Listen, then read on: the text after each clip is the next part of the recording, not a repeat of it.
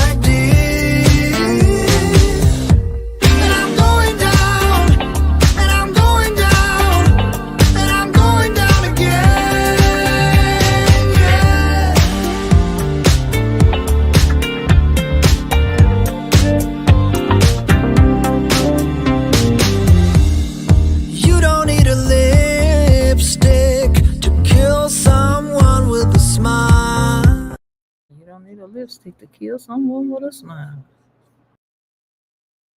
Ladies and gentlemen, what's going on with you tonight? It's good to see everybody. Welcome to another edition of SIR HALE Speaks. It's good to see everybody. If you guys can hear us and see us loudly in the comments, I want you guys to let us know. Just type clear. Let me know if we are coming through loudly and clearly. Excellent. Hang on one second. I hear some echoes.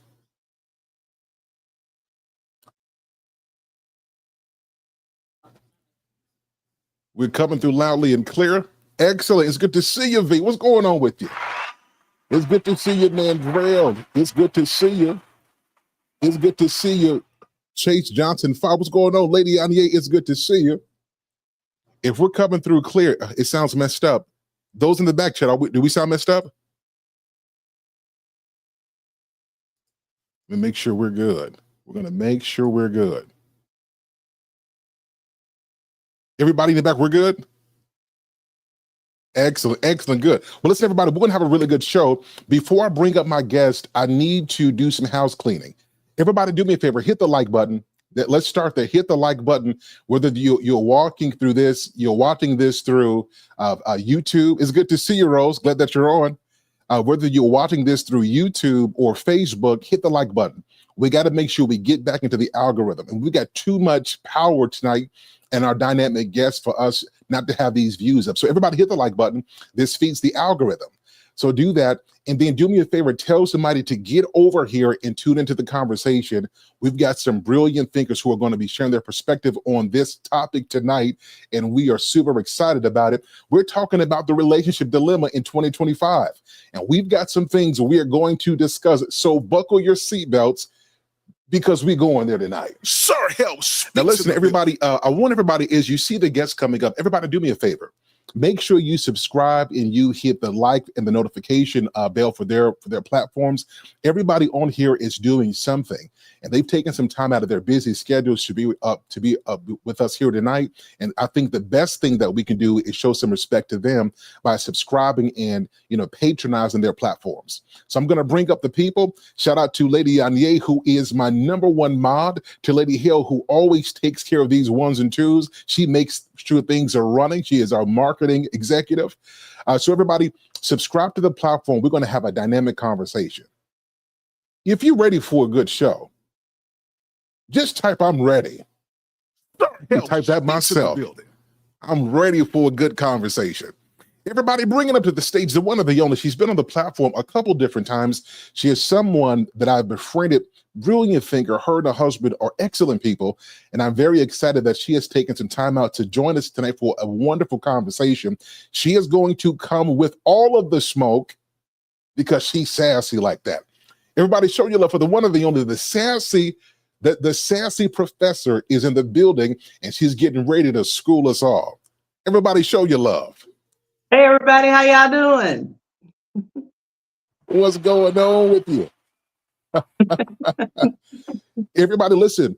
My brother from another mother is in the building. It's been a while since him and I've been on a platform together, but he is a dope brother. Like, guys, I'm not just saying this because I know him, and it's certainly not because he paid me to say it. This is a beautiful, brilliant brother, a married man, a father, someone who is a voice for the culture we live in today. Everybody, show your love for the one of the only. Tez is Ian. He's in the building. Yes, sir. Yes, sir. What's going on, Tez? What's going on, y'all? How y'all doing? Yep, it's good to see you, man. I'm glad that you're here. Yes, sir. Blessed to be here. Happy to have the invite and ready for the conversation tonight. Super excited. Yes, sir. Now, everybody, now listen, I got somebody new to the platform. I'm going to be honest with you. I'm not sure what she's going to do. She might torch the place. She is new to the platform. She is my image consultant, the best in the world. Everybody, I want you to show your love.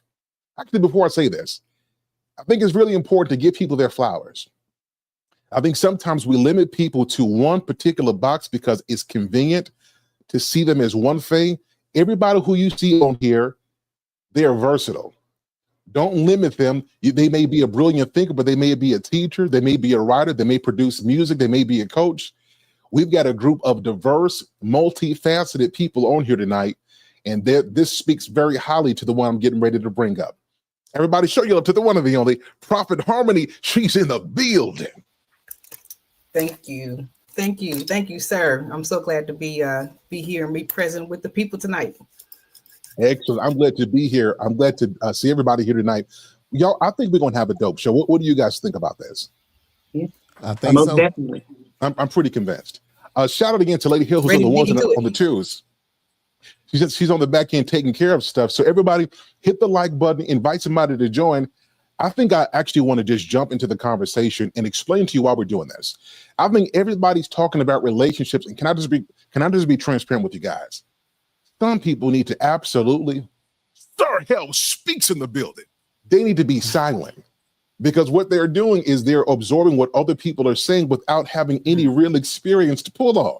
And this is why you'll see them talk about stuff and then they can't do the stuff that they are talking about because they ain't got no experience. And certainly we're not being discriminatory. I'm just saying we've got to be authentic. Everybody who's on here has got an authentic experience, and we're going to share about why there is such a dilemma in relationships in 2025. How come people are yoked but not equally? Let's do this. Let's start with the first question. And what I'll do, instead of me calling on people, everybody just jump in. I think that works good. We're going to have a free conversation. Everybody, again, I'm not responsible for this fire that you're getting ready to say. Here's the first question, everybody. So how does early exposure to relationship patterns influence our adult dating and marriage decisions? How does early exposure to relationship patterns influence our adult dating and marriage decisions? Please don't go all at once. No, I'm being quiet. I was letting the ladies go, so, I'm trying to be a gentleman here, Well, so I have a question to present to the question. And so my question is, how can you build the foundation of a healthy relationship when your emotional blueprint was drawn on dysfunction? How does that work? So if your daddy molested you and then your mother stayed because she didn't want to be an embarrassment to the church because you guys were pastors, but the whole community knows that you have an outside family that's around the corner. So now the bishop is the pastor and the predator. And so you grow up thinking that secrecy is sacred and that a double life is devotion. And so you start believing God gonna bless your mess because you holler over it or because you edit your covenant, right? So that's not dating, that's adaption. So of course we have issues where we have early trauma, early exposure that does negate our thinking as we grow old or older, because we don't always mature. As we grow older, especially if we don't take the time to heal from the trauma. All right. Well, I ain't gonna go that deep. I'm gonna keep it. I'm gonna keep it more on the surface level. I think it's extremely important as far as your exposure to relationships, but I think it's also important to what you see. That kind of maps what you believe a healthy relationship will be. I say I'm blessed enough to grow up in a 2-parent household. Daddy was a minister. Mother following him everywhere he went. When he got saved, she got saved. So all I got a chance to do was see a healthy marriage. So that framed my mindset going forward with, I knew this what I wanted. Now, I ain't say I did everything right, especially before I got married, but I knew my foundation was I want to be a husband and a father and a godly husband and father. So it definitely shaped my perspective, and I think it shapes most people's perspective of relationships early.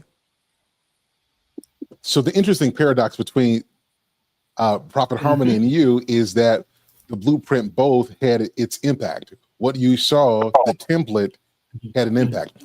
Assistant Professor, you have a thought on this? Yeah. I fall in between both of them. So it's real interesting that the prophet came out swinging, because I'm actually with her on this one. I grew up in a Baptist home, and I am an only child, and my mother was married to a gentleman that he was a deacon, but he was one of them dirty deacons type.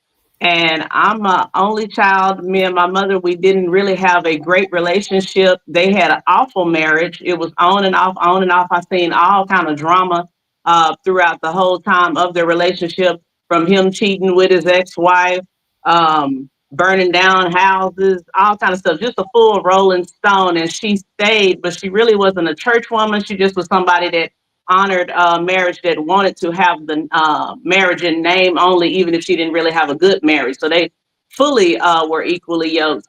And because of that modeling, for the longest, I did not want to be married at all. So it's very interesting that you put this panel together. I was like, oh no, if this is what this is, and this is what y'all come about marriages, I don't want no part of it.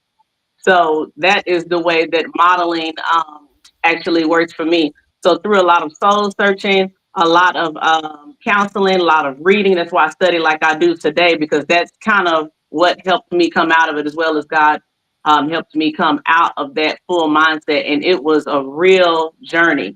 So we have three different dynamics. So this should be very interesting.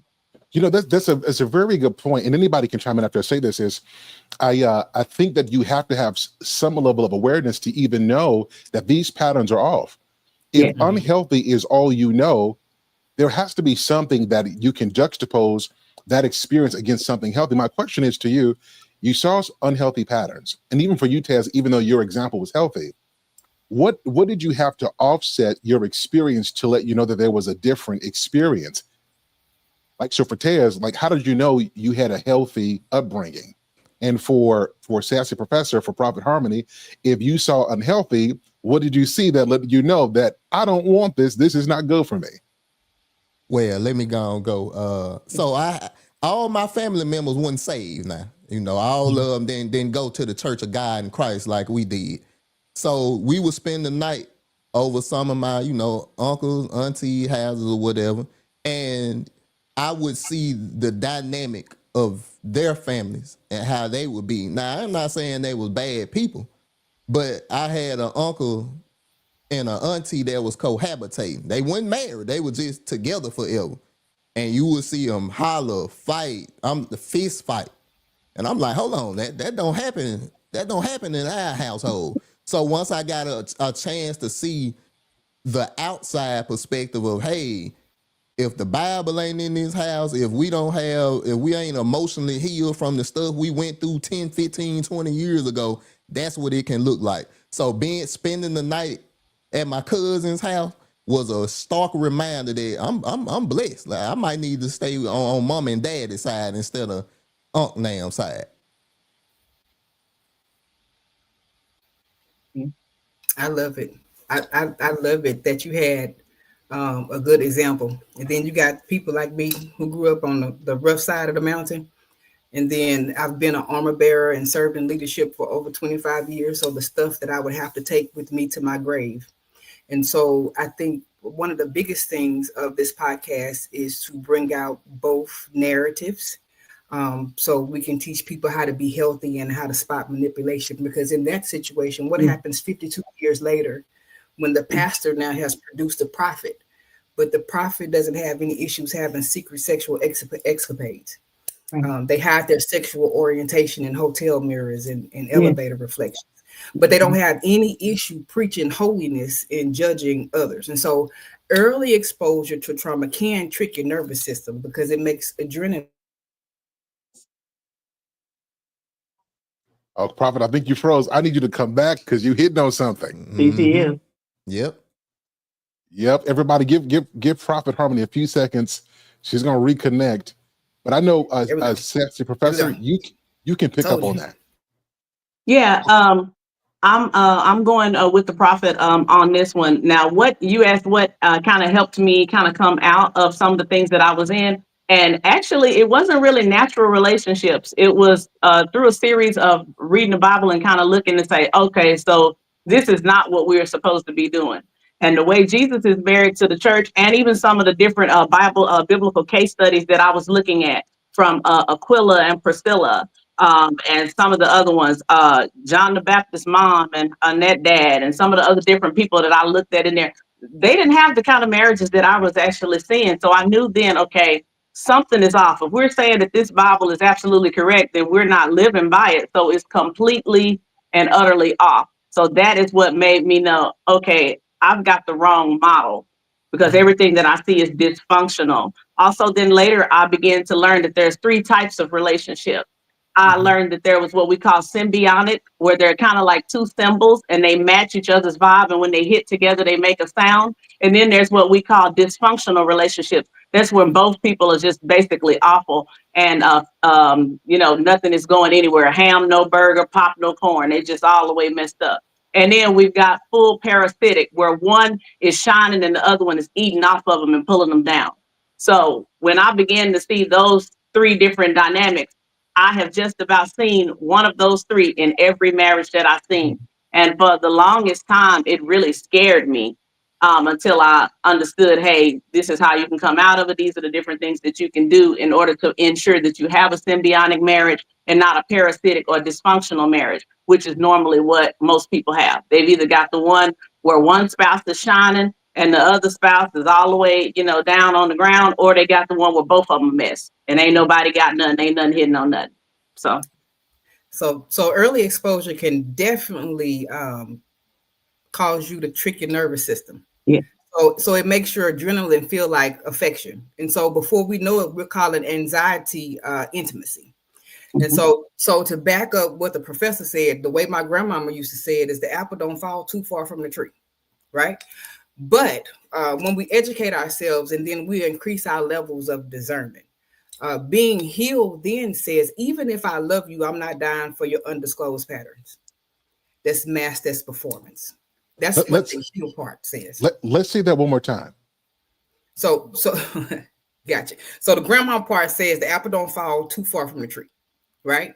But then when you educate yourself, like Miss Professor said, when you educate yourself and increase your level of discernment, right? Because there's levels to this. It's not just laity. It's not just regular folks. We got folks in collars. There's wolves that got fangs. Mm-hmm. So as you increase your level of discernment, the healed you part says, even if I love you, I'm not dying for your undisclosed patterns that's masked as performance. That's right. That's right. Fantastic. Everybody, this is getting good. We did heat up. So everybody, I want to pivot just a bit. So I'm asking this particular question because, in this, there's always these statements about body count. There's always these statements about this. But I think that what happens is if you have people who don't understand how to speak to the biology, but also to the heart of the issue, we're just dogging people. Yeah. So I want to pose this question to everybody. Good to see you, Quincy James. Glad that you're here. I want to ask this question. It's a deep question. What happens when she starts having sex too early? What happens? Well, I'll start, and then the prophet and Ted can come in and finish up the rest of the way. But when somebody starts having sex too early, first of all, we already know biologically you don't have the emotional aptitude in order to be able to handle everything that is going to be going on. So typically you don't gain emotional intelligence until the age of 26, around that area. Some people even past 26, it could be 30 until you gain emotional intelligence. So even so science and the Bible on this right here agree to where even in Songs of Solomon, he said, don't wake up a love too early because it can be so deep and so much emotions that are going in. It's even old people that can't handle, being in love. That's why we see, the crime files and passion and passionate crimes and that type of thing. So when you wake up love too early, as she says, it triggers different biological responses. It even messes with your limbic system. It twists your brain and other things that are going in. So when you wake a love up too early and you're unable to sustain that, you can find yourself not only in a world of trouble, but also somewhat prolong your life and kind of ruin your life. Not to mention some of the other things of knitting your soul together. Some people would call it a soul tie, and a whole bunch of other drama that you really don't want to open yourself up to, that you would have to deal with otherwise, if you were just to allow love to sleep until it was actually time for full fruition. All right, I'll jump in here now. The question say, what happens when she start having sex too early? We stick in there, or can we go to the he side as well? We stick in there. I'm doing this strategically. Y'all okay. say. Okay. I said for me, it's a little hard to say. Like I say, of course, y'all can see I'm a male, but I can tell you some of the things that I've learned, some of the lessons or stories that young women then told me about, giving it away too early. And like I said, depending on the age, it's a whole nother situation. Some of the stories, some of the things that I've been told is it puts them in a mindset where they don't cherish it as much I know, let me say it like this. I know women that wish they would have waited until they got married, especially once they got to know God. Once they really got to know what was the purpose of sex, the divinity of what it truly is. It's still young women right now that like the sassy professor said, that's dealing with soul ties from when they was 18 and they in their 30s. But because you open up that door so early and you don't even understand what it's supposed to be for, it messes up the whole sanctity of what it's supposed to be for. And I'll just say this, for me, I understand that lesson as well. I was a late bloomer. When I got to blooming, I was blooming. So I understand how I throw your mind off too. So that's why I had to ask that question. Yeah. Shout out to the bloomers. Shout out to the bloomers. Prophet, do you have something on this one? Oh, I have a lot. So I'm going to ask and preface, how honest can I be? So my sexual experience started without my consent, right? So it started as a child being molested. So I'm gonna skip over, since we've already handled that. Let's talk about the 30 and the 40 and almost 50-year-old trying to date, and you're sexually active, even if you're not supposed to be, because you preach something opposite, but that's what you're doing. Let's talk about that. Because if I can be honest, if it happened, anything like it happened to me, you're gonna be on the floor somewhere, prostrate, asking God for forgiveness for your disobedience. Yeah. Okay, because there's a lot of things that happen when you start having sexual encounters with people too early. You find out after the fact. They'll get in the pulpit and lie with the title prophet. You'll find out that their doctor credentials were bought from a paper mill, but that's after the fact. So you'll find out all of these things that you may have known ahead of time, but because you've now bonded with somebody, you have now entered what I call sexual and chemical captivity. Yes. Because your nervous system is lit, but it's lit before the discernment has kicked in. And so now you're defending what feels like a bond because you think you belong, but you actually been chemically hijacked by false intimacy. And so what happens, sir, is spiritually premature sex writes covenants that God never gave us the ink on. Right, so it gives us access. Wait, whoa! That's right. Hold on. Mm-hmm. You know, I'm a poet. Let's rewind. Let's rewind 15 seconds. Mm-hmm. Can you say that again? So spiritually, when we're talking about this, premature sex writes a covenant that God never gave us the ink on. Amen. God never gave us the ink on that. And so you start confusing chemistry with confirmation. Mm-hmm. And so my advice, because I can never get on any platform and tell anybody anything unless I'm experiencing it or I've experienced it. So my advice is slow down, because sometimes God doesn't want our harvest contaminated by unhealed connections. So I'm about to say something real, because you said I could say whatever I needed to say as long as I wasn't disrespectful. You might be Hulk smashing the distraction and miscarrying your destiny. Amen. Amen.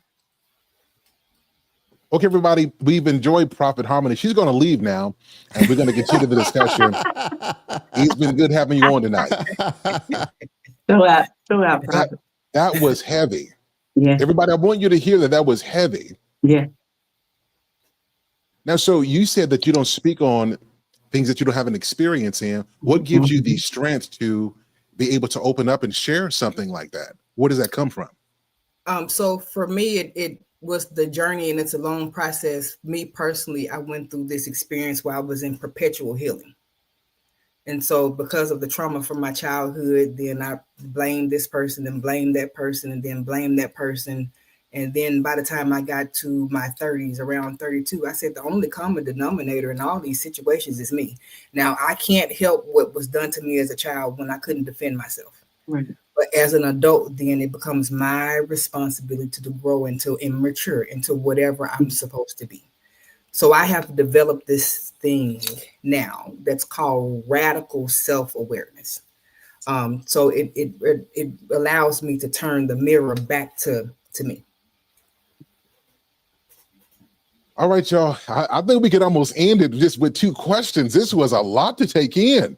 But everybody, the reason I'm doing this, though, is because if I'm being honest with you, let me just share my heart really quickly. After doing so much coaching, let me tell you something that I heard about 80% of the time. It was women who had been sexually violated who never told anybody. Yeah.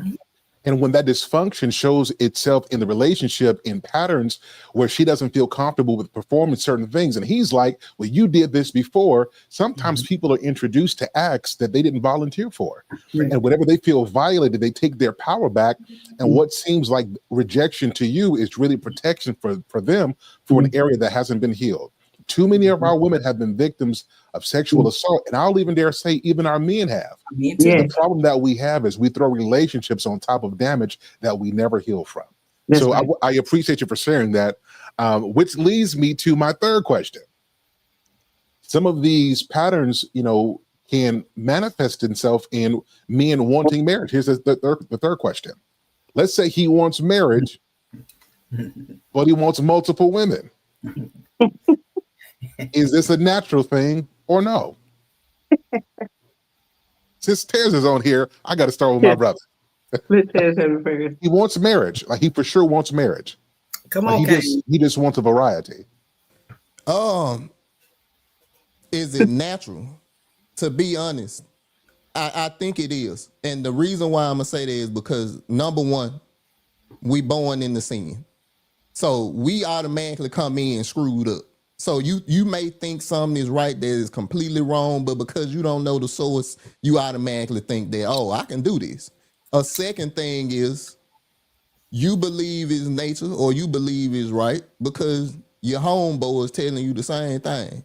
Oh, you ain't a man if you ain't did this. You got to have at least 20 up under your belt by now. And it carries on even when you start to be like, I want to settle down. But because, and like I said, I'm more of an open book like the prophet is. I like to tell stories by telling my story. And that's kind of how I was. My whole mindset was, I got to catch up now. And when I really started to catch, I wanted to run as fast as I could. And I remember telling this story, and it's one of the main reasons why I'm married now. Well, besides wanting to be, is I remember messing with this young lady and messing with another young lady the same day and another young lady the same day. And I went to bed that night and I was just empty, like completely.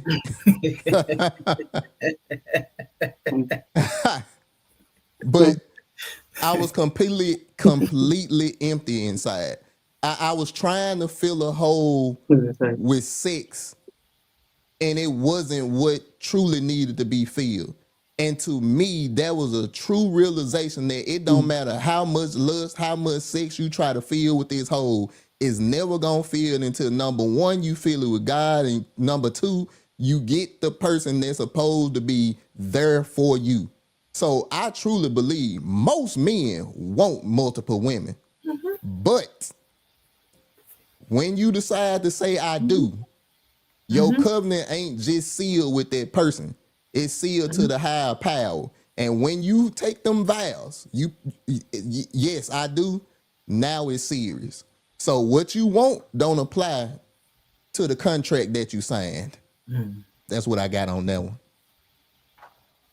Gotta let that breathe. Gotta let it breathe. Dang. Okay, ladies, what are your thoughts on this? He wants marriage. He just wants variety.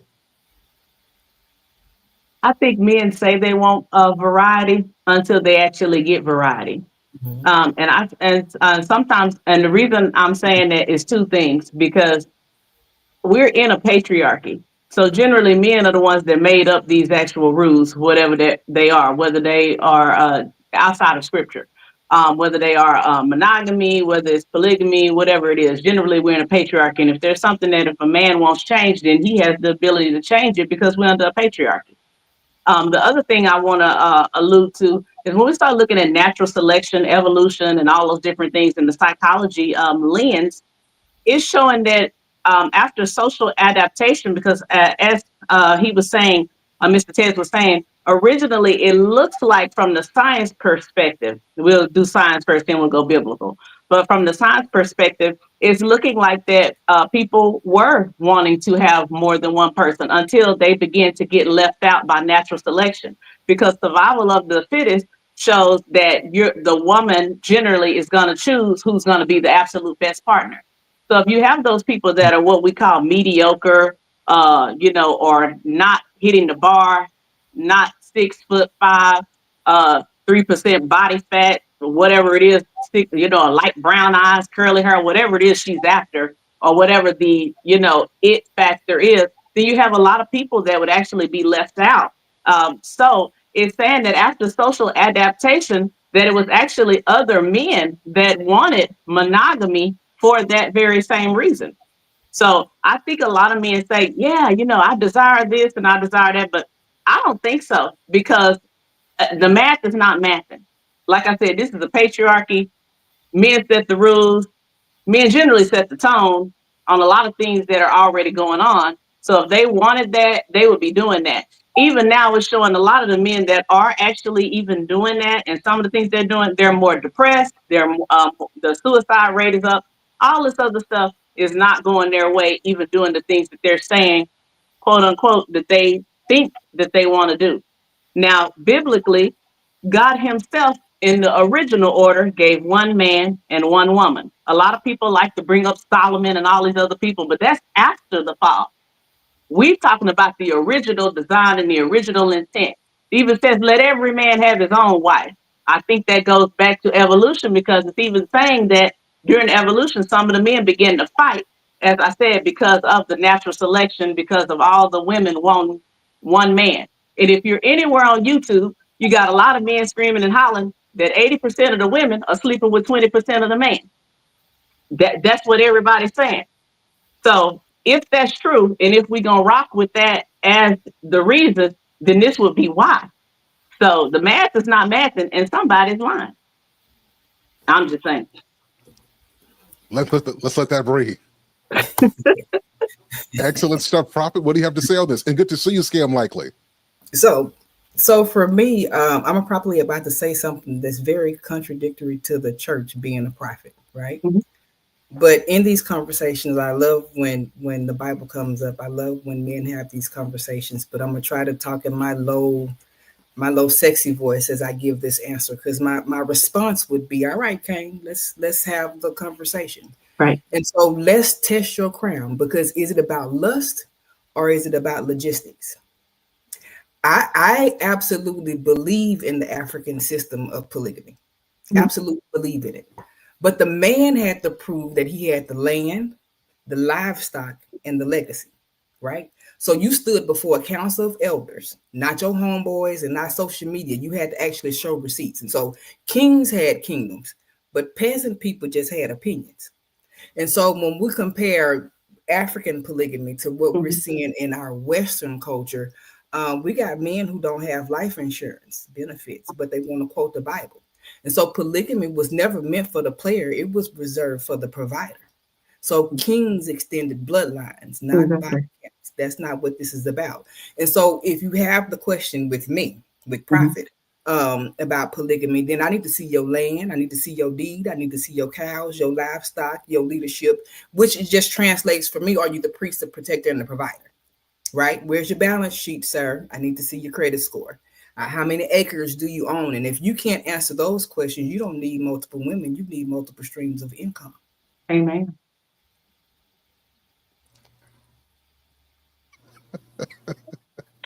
Prophet, you can't come back.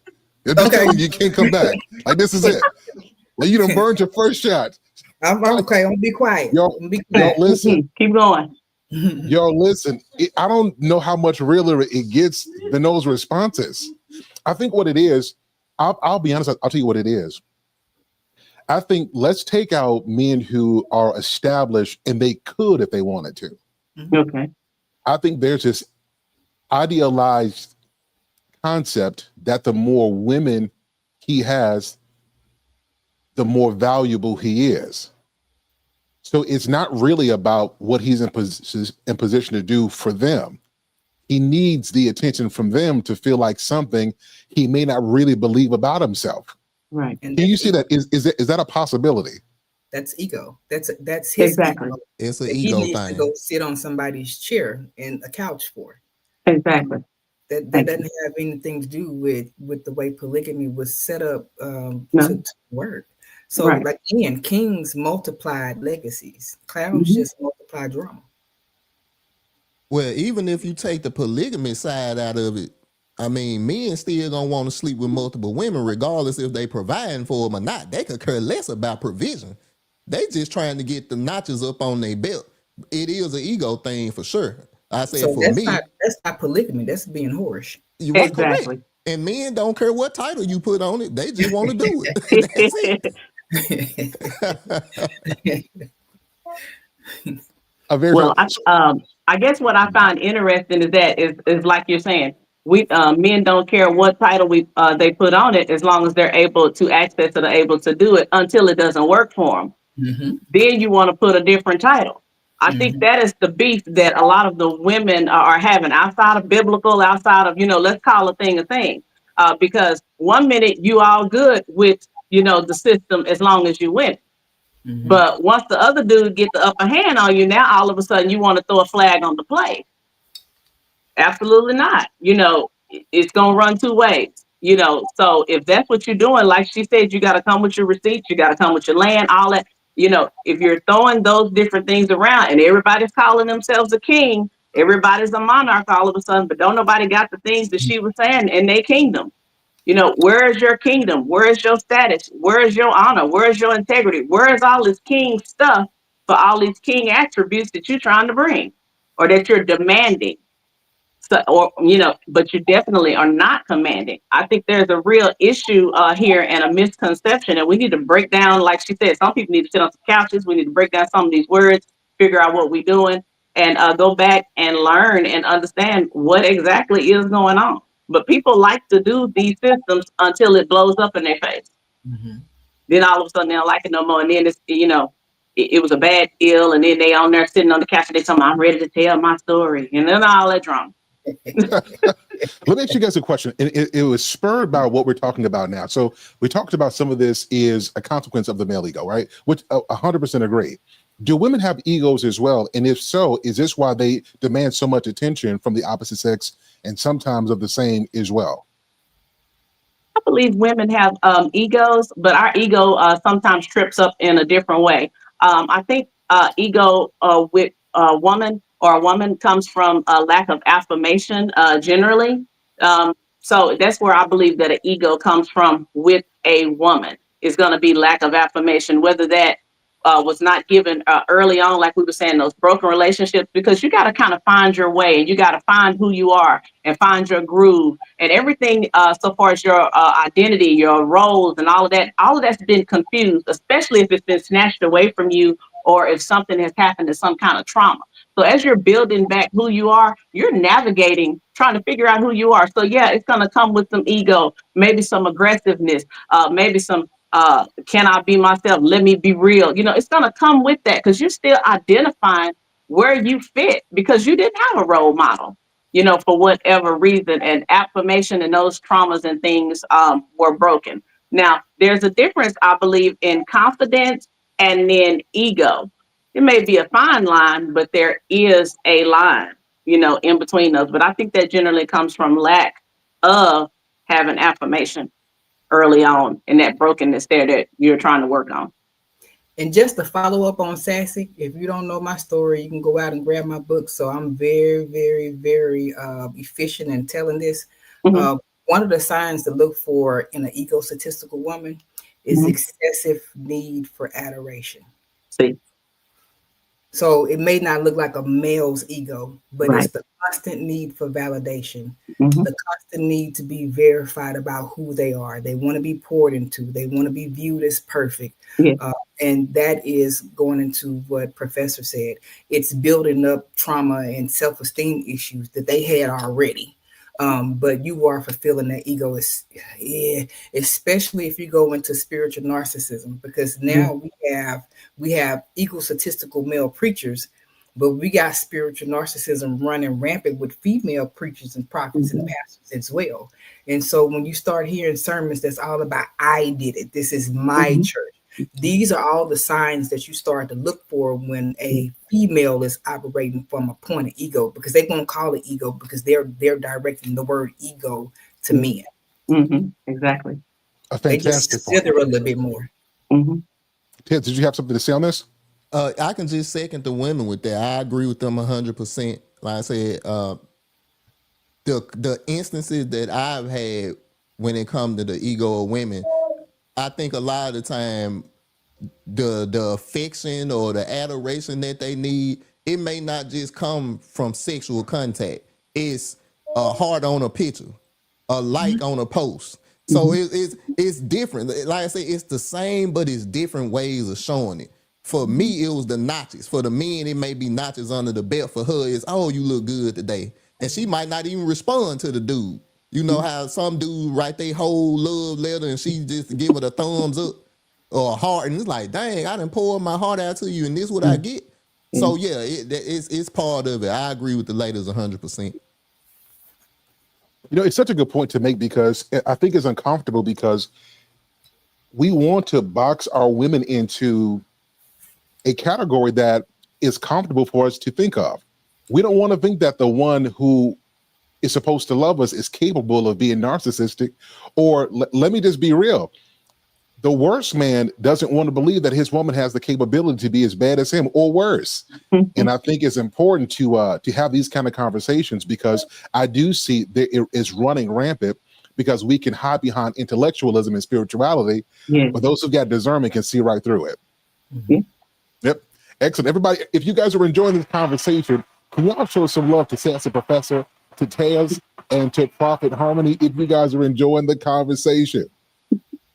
Because I want to pivot to a little bit of a lighter conversation that I think is engaging still.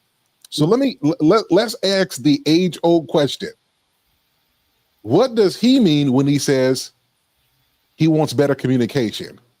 But what does she mean when she says she wants better communication? Both of them are saying the same words, but they're both producing two different outcomes. What's the problem here? I guess, I'm sorry, go ahead. I was just gonna say, for me, communication is, are you listening? And I think a lot of, especially with men, a lot of the times we will just talk, you just do. You figure it out, you do. And even with my father is 67, he's just had a birthday in August, 67, 68, and he just did. So when it comes to expressing himself, he don't really know how to engage, especially when it comes to more emotional conversations. And that's one of the things with me and my wife. It was certain barriers that I had to break down with her, because it was like, hey, I need somebody to talk to about this. But the example that I had was, you don't tell your woman nothing. You don't cry in front of no woman. And it's like, if my wife is supposed to be my safe space, where I'm supposed to go to get this out? So communication for me was being able to open up and finally realize that, hey, you got a safe space here, because if you married her, that got to be your safe space. Now, you got the brothers. My brother CJ was in the chat. Now, I can go to CJ at any time and talk to him. But when it comes to that relationship communication, like, baby, how we going to pay the bills? What's the strategy for this? What's the strategy for that? That's one side. In the relationship, I'm vulnerable. I'm afraid. That's something that men can't say. I'm scared. That's embarrassing for a man to say. But I'm open enough to tell my wife, baby, I don't feel good about this. What should we do? So communication for me on my side is, as a man, being able to open up and let your wife know, hey, I may have to view myself as Superman, but I'm glad to know that I can be Clark Kent around you. SIR HALE, let them cook. That was good. That was good. Ladies, what are your thoughts on this? She says, I want communication. He says the same thing. They're both producing different outcomes. So I'm gonna it seems like me and Tez are going on opposite extremes. So I'm gonna take it the other way, Tez. I love you though. All right. So everybody, let's say communicate. Just communicate with me better, right? But what happens when you're communicating with, or when you're communicating with someone and their information is based on delusion and lies? So how do you communicate? How do you effectively communicate with someone who's wearing a mask? Because at that point, you're just exchanging performance. And so when you're dealing with pathological liars who can fabricate entire realities, then at that point, is it really communication? So I like to give examples, right? And so you're a rich business owner on one hand, but you align one on the other hand because you got people paying off your debt. Or on one hand, you're friends with celebrities, but when the celebrity died, they don't let you into the funeral. Or on one hand, you have a global ministry, but you don't say that they didn't know you. You sent yourself over there. And so that's not communication, sir. That's propaganda. And so when you're dealing with certain people, they're not trying to communicate to connect. They're trying to communicate to control a narrative. And so you can have screenshots, you can have threads, you can have police reports, you can have witnesses, you can have death certificates and all of that stuff, and they'll still communicate and say you're crazy. But so let me tell a story real quick. Because once upon a time, but not that long ago, in the land far, far away, but not that far away, that is right where we find ourselves in the text. And that's exactly what the serpent did. And so the snake did communicate. If we're talking about it in this context, the snake did communicate, but it bent the truth just enough for it to break. And so the minute that truth bends, communication then becomes contamination. And so I like to bring it around to Madia. Madia said, funky pair of lips to say anything. And so for me, I don't want the exchange of noise. You can keep that communication. But what I do want in our communication is the exchange of integrity. And so just a real quick commercial break right here. As healed people, we fact check before we feel. That's right. I completely agree with what the prophet is saying. I wanted to say this. When we're looking at communication, it's different levels of communication. One thing that I noticed with communication is all communication is not effective because all communication is not honest, like what prophet is saying. Even like she's going back to the garden, that communication was not honest. And you see the fallout that we actually had due to that said communication. Now, what's interesting is people always say, tell me how you feel, tell me this, this, and this. But if you tell them, you can be reprimanded for your honesty. You can be reprimanded for your honesty. So people are saying they want communication, but the real truth is, how much communication do you really want? And I think that happens a lot in relationships, because we'll say we want communication, but you really don't want the truth, like Jack Nicholson said. You really don't want it. We just say that we do. The other thing is this, when it comes to communication, is this. It's not always that person, because a lot of people, they're the tone police. And well, I didn't like how you said it, and it was your tone, and this, and that. But when do you graduate and grow up from me having to say it exactly in the right tone to you being able to hear it in the right tone? When do you graduate? Why do I always have to say it exactly right, but you can't never hear it in the right tone? Especially if you know me, if we solid, you know who I am, you know where I'm coming from. You know, when do you learn to hear it right? Okay, for it to be effective communication. We got to let that breathe. That is so big right there. That is, now I hear men talk like that. Yeah. I don't very much hear women say what you just said. When do you graduate to where you can hear it right? Church, the offering plate is getting ready to come. Give as best as you can. That's a fantastic point. Okay, please continue to cook. So just to give an example of what Sassy is saying, because I'm a visual person. I give an example exactly what she's saying. Mm-hmm. You can be in a conversation texting someone, right? And what you're saying in the text message is true. And they will call you an absolute liar on the text message and then call you and say, well, you were right, but I just felt like you were judging me. Well, you can feel like I'm judging you, but that doesn't change the fact that what I just text you was the truth. So that's just an example. Let's back up, sexy. So, so let's do this. I like to give examples of this. So let's say a man is with a woman with a man. They're together, and they keep on butting heads. Couple is together. They keep on saying, we're gonna sit down and we're gonna talk. It always ends in an explosion. Somebody gonna be mad, and they never get to a resolution. Why does this happen?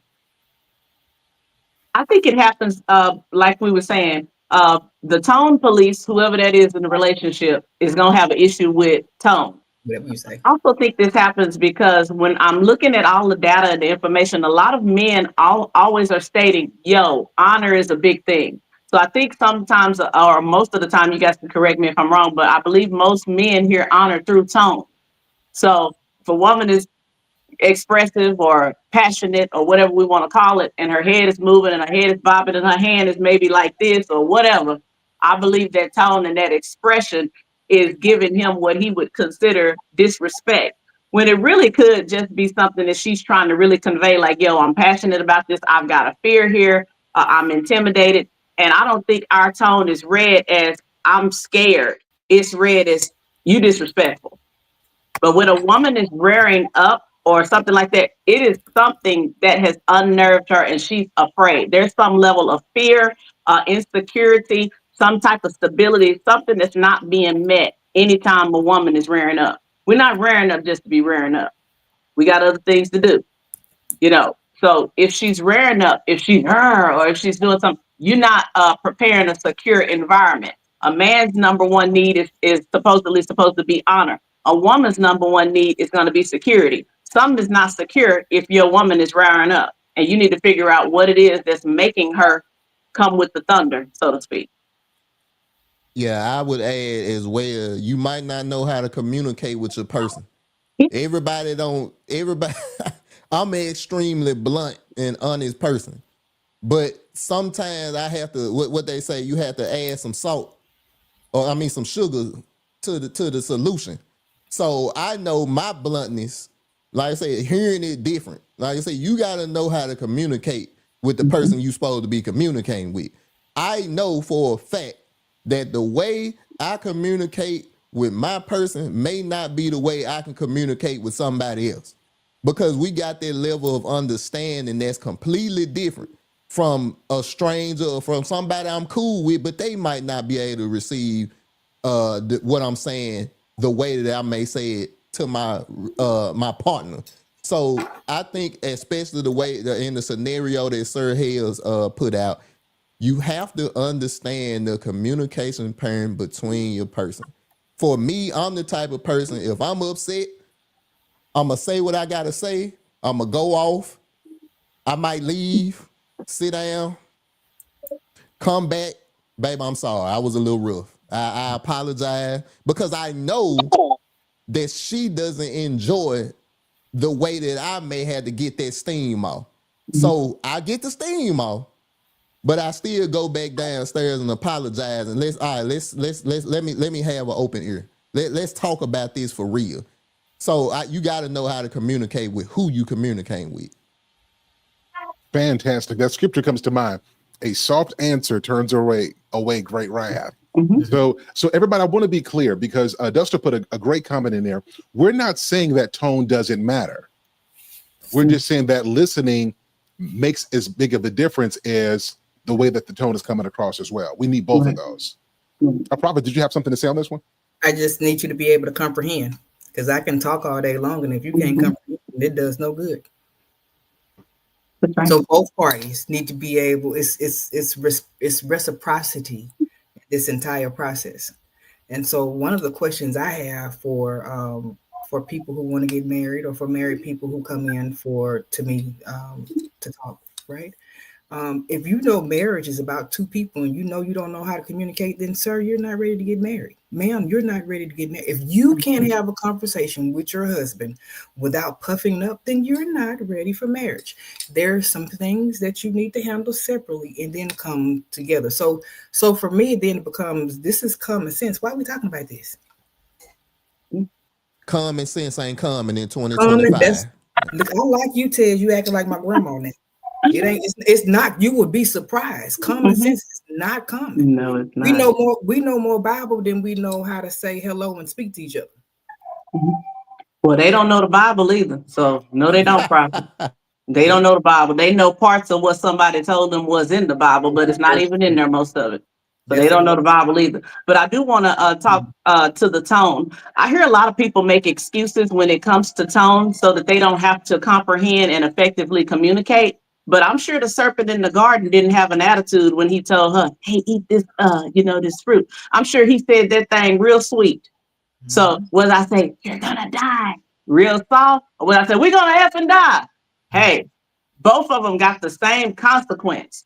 I think people are making a lot of excuses when it comes to tone just so you don't have to grow up and so that you don't have to be mature and so that you don't have to deal with whatever the situation is at hand.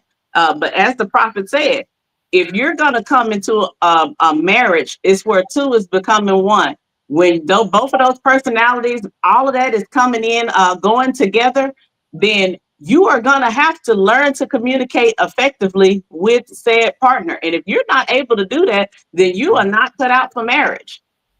That's just the bottom line, because this is your teammate. You got to be able to effectively communicate. And because we can effectively communicate, that's why the marriage rate is going to hell in a handbasket, especially in Christian homes.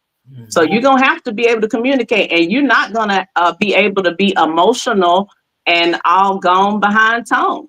Not if you're going to survive. Now, if you're not going to survive and you're going to be in that other number, go ahead, police the tone, worry about every little thing. Jesus in scripture called somebody a dog. I'm sure he didn't say that with the sweetest tone. And that was the Lord that ain't did no sin. So just imagine people that's sinning like we is might call you a couple of things in a marriage, depending on where the temperature is or what's going on at that particular point. So I think we really need to look at that and take a lens back on that. And like I said, a lot of people make a lot of excuses just so that they don't have to grow up. Let me answer this as well. So everybody, let me just say this other part. If you have one-sided sensitivity, you're going to be a problem as well. And by that I mean, you are real critical about how they give it to you. And then when they're telling you that you're doing the exact same thing to them, it's like you just shut down and you are in complete disbelief. Like that one-way sensitivity is a fast track toward you being single and being alone, not because you chose to, but because you don't have the communication skills to nurture a relationship. Have you guys seen that before? Like somebody is when it's done to them, but they are completely oblivious or just arrogant when it comes to them doing the same thing. Yes, selective outrage. That's one of the traits of narcissism as well. Yes, correct. And selective outrage, like she said, that narcissistic trait that we covered. But, you can dish it, but you can't take it. Like you said, that the grandmamas would say, you can dish it, but you can't take it. And that's why I was saying we really got to grow up if we're going to make these things actually work, if we're going to have a viable marriage. Because the truth is, both of y'all came from different backgrounds, and whatever personalities, traumas, things you've been through, relationships, past experiences, whatever you dragging in, them dead bodies that you're dragging in that you're gonna have to clean out, that's gonna become something that you're gonna have to deal with. I think a lot of the times we sweep it under the rug like that pink elephant to get bigger and bigger and bigger because we don't want to deal with it. But you have got to make sure that you're not selfish. That is the root of most divorces, is going to be selfishness because of selective outrage, one-sidedness, unmet needs, unspoken needs, and just flat out lying, not saying what you need. That's a big thing too. Excellent. Anybody else have any thoughts on this one? Y'all are straight up cooking tonight. I just want to put that out there. Let's pivot, everybody. I want to try to get us out here in the next 21 minutes. Here's the other one. So are we repeating handed down dating and mating cycles. Is that what we're doing? We think we're doing something new, but really we're just repeating what we saw. Yes. Definitely. Yeah, I believe think, we're repeating the bad ones. right, for definitely.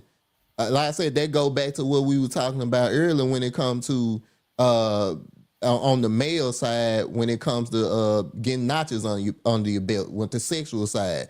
Somebody continuously told me that I wasn't a man unless I did X. I had uncles, I had brothers, I had cousins that said, if you ain't got this amount of bodies, you ain't this. You ain't a man. So of course it was you take on the ideals of people that's around you. I didn't know nothing about, especially the way I grew up in a church of God in Christ. I ain't know nothing about bodies. I ain't know nothing about none of that. So all of my influence was teaching me you not a man unless you have X amount of bodies under your belt. So that's what I ran with. So yeah, we are definitely handling it, especially on the male side. I said something in the man community that may be considered crazy. I teach my son, well, my son's little, 4 and 2. But I was telling my brother CJ, I want my children to be virgins until they marry. Now I know that's insane in 2025 when you got OnlyFans and all this other stuff. I get it. But I also know the damage that they cause. So I want to be the one to break the cycle and tell my sons, hey, it ain't cool. We don't need to do that. Wait until you get married to do this. Because that's what it was set up for. So yeah, we definitely handling it down, and it's way more toxic than it is positivity in it. Yo, let me just jump in before the ladies go. Terrence, you bring up such a good point. When I was coming up, I never wanted one woman. I'm gonna tell you why. Now, ladies, don't you cuss me out. I can look at your eyes and tell me if you cuss me out with your ocular vision. It's because as I was coming up, I didn't really see a whole lot of peaceful wives who spoke kindly and who was decent and respectful. It was just temperamental and angry and could barely get a decent meal. Folks not wanting to clean, ain't never happy about nothing. I mean, you could say he could have been better, but some of them dudes was trying. And it's like nothing was good enough. And it was because she had stuff she didn't work on. And so the gentleman that I saw is like, you keep a couple of them. You got your main, and then you got the ones who you have fun with. So when your main is acting out of order, so y'all don't have conflict, go with your other one. Y'all chill. And she know that it's not serious. She know that it ain't going no place, and she gonna be upset. But at least you kept it 100. I thought that as well because that's what I saw. Until you meet God. And God is like, if you're gonna do this, there's a certain order. Like God don't have any side pieces want to come with us. And if anybody had the right to, he did. Yet he chose us, and he's committed to us. And so if we're going to be men of God, then we have to do that. I'm simply saying that when you're around something, you really do adopt that mindset. And even you adopt feelings you've never felt because that's what you're around. So Tess, thank you for opening up. Ladies, what are your thoughts on this? You going first, Prophet? If you will allow. Okay. Okay, go ahead. I believe we're absolutely repeating cycles. I'm gonna put my head down because I don't want Sir to kick me off. We just put fake designer clothes on it and on generational trauma, and then we call it preference, right? So a lot of our intimacy and our patterns that developed started in rape and survival, right? So during slavery, sex wasn't covenant, right? It was commerce. And so those patterns never were buried. They was just baptized. So we learned to perform for safety and we fake for protection. So now sex is just a transaction. And so you have people now that aren't even planting seeds. It's just they collect and supply, right? They jumping from bed to bed, not because they are in love. And it's not because God told them to. God didn't tell nobody to secretly fornicate with people, whether they men or women or married or not. It's just you running low on egotistical adoration. So here you can use this later, sir. The king of lies is ugly and he stink. But what he doesn't do is he doesn't create new tactics. He just rebrands old traumas. So we're repeating cycles, not because we wicked, it's just because we wounded. Yeah. Okay, Tez, I think what's going to happen here is you and I are going to finish the show. Sassy Professor and Prophet, that's it for them tonight. What do you agree? Yeah, they cooking too much, bro. I can't keep up with this, man. Excellent stuff. Now, it's an interesting thing you say this, because you're saying that there are no new tactics. What's new to us is just really a rebrand. Underneath, the mechanics of it is just the same thing. Mhm. And I think this is why it's important to have these kind of conversations, so that people understand you're not going through anything new. It's just be rebranded. The enemy is a great marketer. He knows precisely how to reach his demographic. It's just repackaged. Is the same old tactic. Now, lady, Sassy Prophet, did you have a Sassy Professor? I probably said it right. Yeah, something to add to this as well. What's interesting is I agree with everybody. I think we're just reestablishing dysfunction. Anytime that I was in a class and one of my apostles said this, and I thought, wow, this is really something. He was saying, anytime a family doesn't answer a call from God, then they keep doing the same dysfunction that they were previously doing. So the new generation has nothing left to build on. So you keep just regurgitating everything that you do over and over, which is leading to what some would consider biblically as your generational curse, or what we think is behavioral patterns. Something else I find that's interesting is this. From both of you men speaking on here, I always have a issue with this here. People that are happily married, they hardly ever speak. You hardly ever hear from them. And that's for more than one reason. For one reason, you hardly ever hear from them because the people that are unhappily married are so loud and can't be quiet because they're so unhappy. But the other reason is that the ones that are happy, they're always picked apart when they come on to try to tell you what made them happy or how it actually worked for them. The other thing is, like I said, especially unhappy men and unhappy women, but unhappy men seem to talk to other men a little bit more, or is more accepted than unhappy women. When a woman is unhappy, she'll still kind of fake it, because we going back to ego, we want to kind of play like it's cool, for the most part, unless it's just so detrimental that it's out that ain't nothing we can lie about. But it seems like the bro code or the men seems like y'all kind of share that a little bit more amongst yourselves, and even glorify that a little bit more in the music, in the media, or whatever have you, until it spins out of control, like some of the other hosts that may had to pay $50 million to certain people, or something like that. Once it costs, then all of a sudden it's different. But I noticed that it's a little bit more magnified on the male side for that particular thing. But yeah, we are definitely just recycling.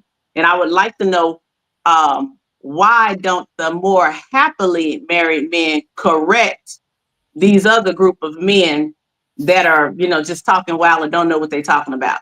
Why don't we shut them down more than what we do? I would call some names, but we're on YouTube. I don't want to, start nothing too much. But it's a couple of them. They're having shows all the time. They got people on there that talking all out the side of their neck, and I'm like, you don't have no fruit. Ain't been married. Can't keep one woman or 10. Ain't got nothing going on for yourself. Just complaining, fussing, whining, beating the wall. In a fetal position, doing all that. You steady complaining and not getting anywhere, and leading a lot of other men and other people astray. So I want to know why a lot of men that are stronger, men that are married, men they don't say, yo, young school, that ain't what it is, dog. You're going to end up being in a nursing home by yourself or whatever. I don't know why they're not being corrected, or on a mass scale corrected. Why are we allowing them to glorify this more so, is my... Well, I give my perspective on it. Number one, I think a lot of people are so closed-minded that even the people that got experience, if you tell them, they don't care, because they think they right. So SIR HALE did a show a while back. I've been rocking with SIR HALE a long time. And he was talking about, the thing was, he used the fact that he was a married man, and he was talking to a bunch of single men, and they was like, SIR HALE was like, how you gonna tell the married man about relationships? But because it's a lot of men that's so closed-minded and they think that they way is right with no results, they'll fight you to the end of the earth. That's why I say all the time, and this gonna be a little ratchet. I say this all the time. when the good, I say it about women, but I'm a flip it. I'm gonna say it how I say it. Okay. When the good women are quiet, the hoes got the microphone. Gotcha. Mm-hmm. That's why you have to have some type of pushback when it comes to the. You 100% right, sassy professor. The married men that's truly happy and doing everything they can to be right. Ain't none of us perfect. Right. But we doing everything we can to be right. We gotta be them shining examples of, hey, if you do this, it can work. But it's so many men that's hurt that just want the women. They ain't got time to listen to us, because listening to married men is, man, I want to do what I want to do. I'm doing my thing until it runs out, like you said. Then it's like, oh man, I might need to talk to Ted. And I hope they do. I hope they come to SIR HALE as well. Yeah. I guess the reason I'm asking is because I see an overwhelming demographic of people, like in the male perspective, and not you two, because I'm on here with you two, but I see a lot of men when we go over this particular issue, they say, well, men ain't gonna listen, so that's why we talking to the women. And I'm like, nah, you need to go straight in the battleground, where the other hard heads is, because as soon as a woman tell a man something, a man say, you can't tell me how to be a man, so you need to let us do us over here, and you need to do that over there until we call you in and ask for your perspective, or vice versa. But I think some of them are afraid to go in with these hard heads, but it seems like most men, if they were reared the way you guys were saying, they was those hard heads. You need to, y'all group got to go back to y'all group, just like we got to go to the hoes that y'all was talking about. So let me jump in here, and let me be 100% transparent with you. So I'm glad you asked this question. I really appreciate it. But let me build upon what Ted said. So you can't just have a conversation with men about this. Okay. They have to see something. And the truth is, I have never met a man who was mostly happy with his wife, even in a good marriage. Okay. I think there is a presumption that a man, tell the men who are happily married, let them talk. Mm-hmm. Well, if we think that a happily married man only talks about the happy times and how good it is, then we just missed what a good husband is. Right. In order to be a good husband, you have a lot of sacrifices to make. Yes. There is a lot of character development. There's a lot of things you go through to be that kind of good man. And I think where we make the mistake at is we try to sell the aesthetics of a marriage and not the mechanics, not what's under the hood. And when you're talking to real men, you can't go saying, hey, look at the color of this. Look how cute it is. Right. What are the mechanics of it? What do you do when she doesn't listen? Like, what do you do when she doesn't clean? What do you do when she's moody all the time? Right. What happens with postpartum depression? What happens when she doesn't give you sex? And she always blames you, and she never, right? So a lot of the men who you see are just trying to have a voice to speak and not be shut down because you less of a man. See, if you was a better man, then she would be giving you some. If he was a better man, she would keep it clean. Every time a man speaks on his issues, it is twisted, and then he becomes penalized, and then there's an indictment on his masculinity. And so that's why a lot of men, and then you take a lot of the men who do talk about marriage, they get their concept from other women. This is why they don't resonate with men. So this is the so you have to have married men who can tell you, look, you ain't gonna always have happy times, bro. Right. Let me be honest with you. Right. Like some days, like there's gonna be some times in your life where your sex life ain't gonna be hidden, and it ain't always be her. Sometimes your stress level and you ain't gonna be able to get it up. But here's what you do in the situation. Like it's having those real conversations. That's what men are looking for. And simply, a lot of men are unwilling to have this conversation because it exposes them that they haven't even been honest with themselves. Right. And you flip this in the land of social media. If you start talking about your marriage, well, guess what we're gonna do? Let me go click on the wife. Let's see what the wife look like. Let's see what she's talking about. And so now opening up yourself exposes you and your whole family. Because if you have one chink in your armor, it's in terms of men, that's enough to make people say, I'm not listening to you at all. You could have 98 things right, but the two things that are an issue serve as evidence that I shouldn't be listening to you. And that goes back to what Taz says, because we think we're right. So anything that you give me that I can use as a reason not to listen to you, I'll use it. Forget the 98. I'm focused on the two. Yep. Right. I guess I'm looking at if that's the fact, because I've always been told, specifically by men, that you guys were more of the logical species. So I'm looking at this from a logical standpoint, just logically, that if you got 98% of what I don't have, or if you've got something completely that I don't have, I don't understand why they would not be listening, as you were saying, to a person that's got what you're actually desiring. Same with business owners. If I want to learn how to be a business owner, I go to a business seminar. If I want to, learn how to cook, I go to a class for a chef. I don't understand why logical people, especially men, because y'all are supposed to be the ones that were logical. Remember, we have the tag of being emotional, but it's seeming like it's more emotion being shown, on this side here. And I'm trying to decipher, is it just them really not wanting to do it at all? Because most men, from what we're polling and from what they're saying they really want to be married.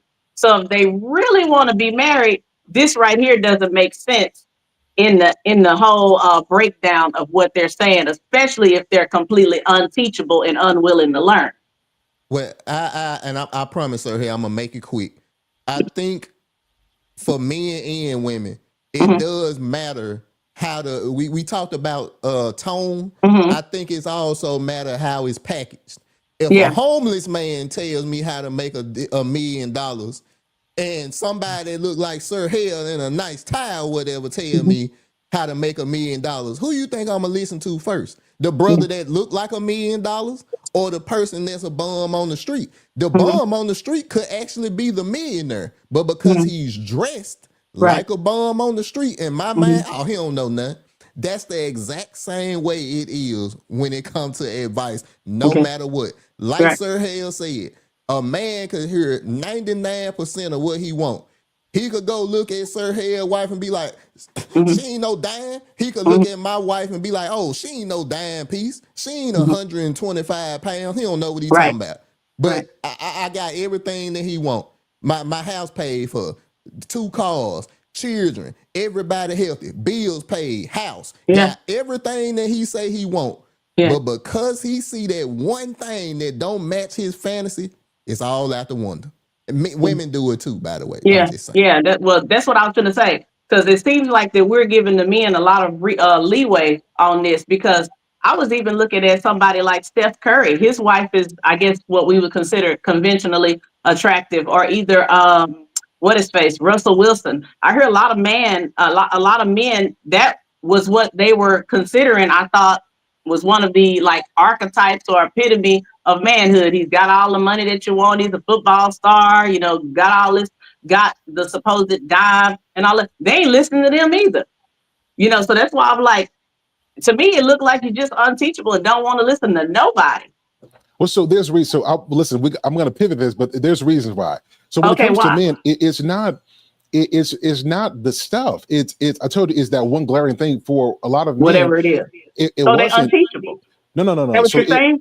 No. So it's, you have to. Men are not as afraid of marriage as they are of divorce or getting with a woman who rips who he is. And the issue was not with Russell Wilson himself. It is what they perceive he accepted. So the way that she dressed, the way that she said certain things, songs coming out about not needing a man. Because the truth is, and it's untalked about, men see men through the lens of the wife. So we never see a man directly. We see him through his wife. And however his wife portrays herself, respectful, highly educated, so on and so forth, we see that man. That man could be a raggedy dude. But if she presents herself, because even the Bible talks about that a wife is a crown to her husband. So it's the first thing that we see. And so that was what was talked about here with Russell Wilson. It was not him as a man. Is that he came in as a stepfather. She had given her years to somebody who was considered a dog. It was all of those things. And for men who want good marriages and good wives, that's something that is like it's a blemish, because a lot of men who've been in those situations have bad outcomes. So that's where that comes from. Okay.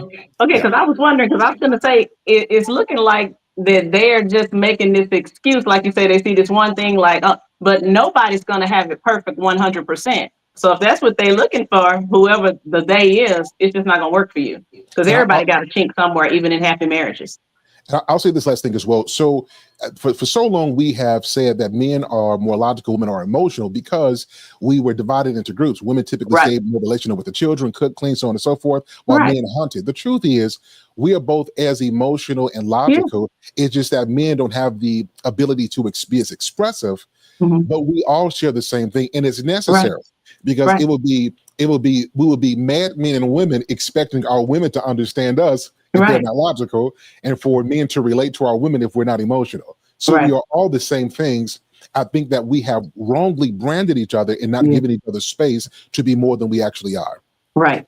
Yep. I can agree to that. That's what I was looking for. That's why I was like, so on the logic standpoint, what is the explanation for these particular things? Because I don't get to talk to many men, as you say, because most men are not going to open up. They're not going to tell you. Or if you do have some that tell you, you may talk to you two that are on one wavelength, and then I talk to somebody else, he give me a whole nother something else about it. So it's kind of hard as a woman to know really what's the real deal here, because you got different groups of men saying different things. You got the men that's pandering, you got the men that's the real deal, that's really like, no, this is what it really is. And then you got the men that don't want to talk about it at all. So it's somewhat hard to kind of understand you guys navigate if we're not listening to, you know, the guy on the up and up or who's actually got the fruit. So that's why I was posing that question. Tez, I want you to get in here as well. And Prophet, I want to get in here. The reason men don't open up, and I'll be honest, is for men, most of our experience is if we don't say something right, he's less of a man. Okay. Is something wrong with him? He's weak. He's not who he should be. And we would rather avoid, because it's a trap that we can't get up out of. As soon as you say I'm less than, and I go into defense mode and try to prove to you why I am, I just look further like I'm what you calling me. So it's like, so I think if we want to have these kind of conversations, it has to be a true safe space. I really want to hear what you're saying and why, and I'll respect that without indicting your manhood if you say something that I disagree with. Would you? Is that a fair point? Definitely. Or even if I say something that you might not deem as masculine. Like I said, if I say I'm afraid of something, that might make you, oh, he a punk. It's like, no, I'm not. You in some women eyes, especially if they not open to that, they might think you scary or a punk. It's just like, no, I'm afraid of this, but I'll die for you. That's the you gotta be able to do that. So I think a lot of the time when men have that blockade up, it go back to what I said. They don't trust, or they are not able to communicate with the person that they with. And I think for you, if you are looking for the real, or if you looking for real men's opinion, I say, I don't know if you married, I don't know if you got a boyfriend, I don't know none of that stuff. But I think you should talk to men that you truly trust. Social media is strictly for entertainment. I don't care what nobody say. YouTube, Instagram, Facebook, entertainment and business. People trying to make money. So you may have a little truth sprinkled in there, but it's always going to be some foolery behind. So definitely talk to some men that you trust and get their opinions on these conversations. Because if they truly love you, they'll tell you the truth. Right. I'm gonna say this, and then Prophet, I want you to get in here. They be lying on YouTube. I've seen it in action. They're like, I'll never date this kind of chick. I'll never. And then as soon as they get off this stream, be talking to the very one who they said they would never do that with. So I'll leave it there. But women do the same thing as well. Yeah, I want this. I want this high value. I want this, and then you see them. They be with the exact kind of person they say that they will never get. Folks be lying. Yeah, that's why I was saying. That's why I'm like, is it that that this is really an issue, or are we just lying, overall? That's what I was trying to get at. That's why I'm like, I don't know if some of this, I think we're just making excuses. I think they really don't want to come up to the standard for whatever the reason is. And right now, that reason outweighs their desire to do marriage or whatever it is.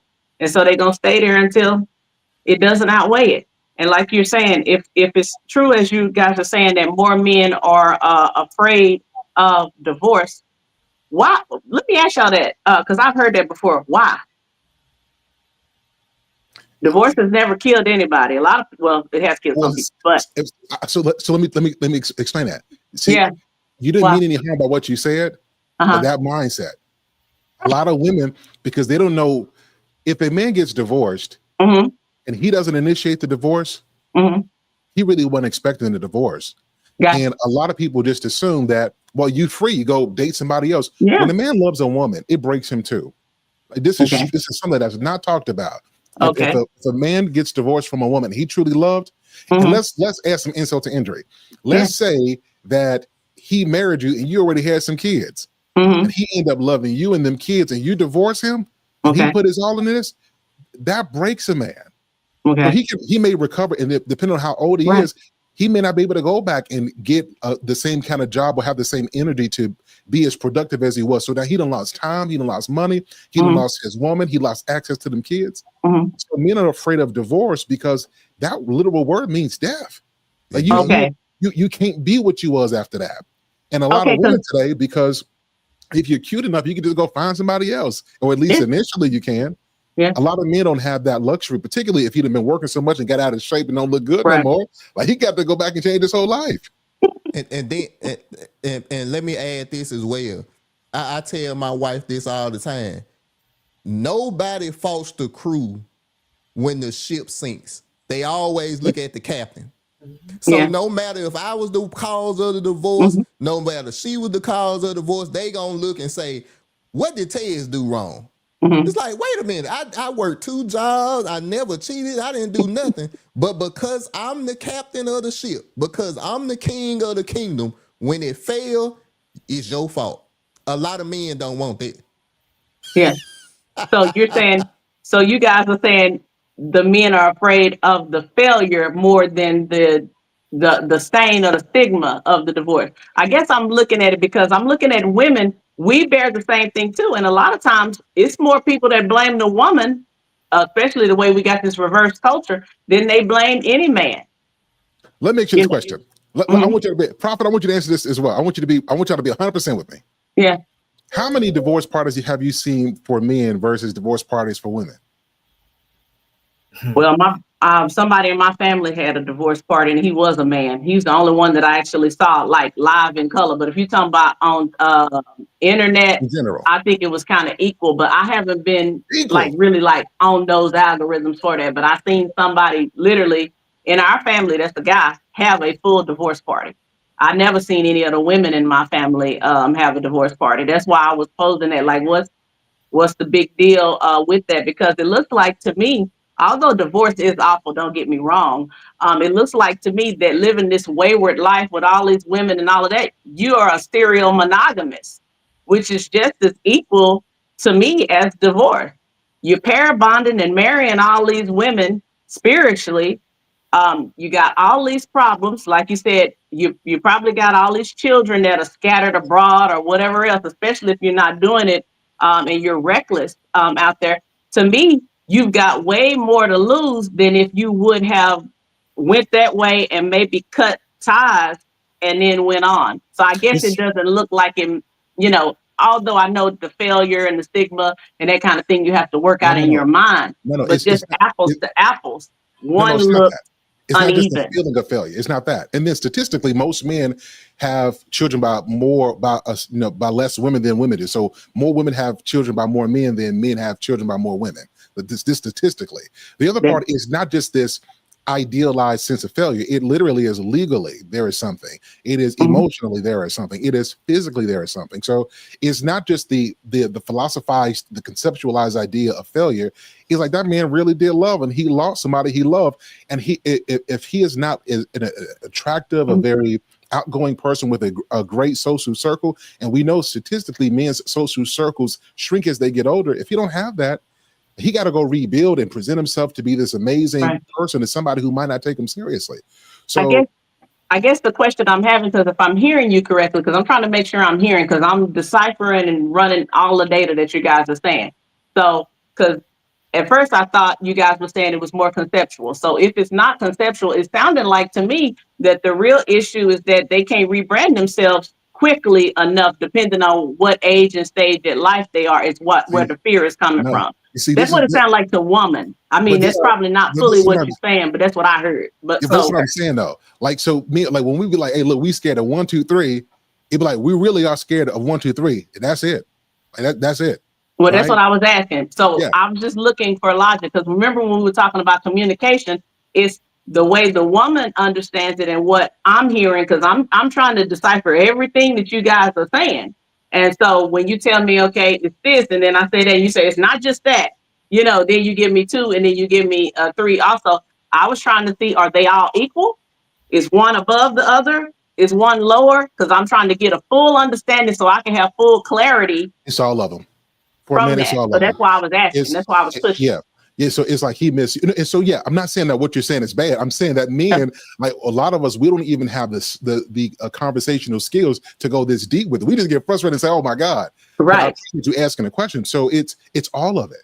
Like we miss you unless you were a terrible wife, Right. and even if you were a terrible wife, if a man stayed, it's because something in him believed that it would change one day if he was good enough.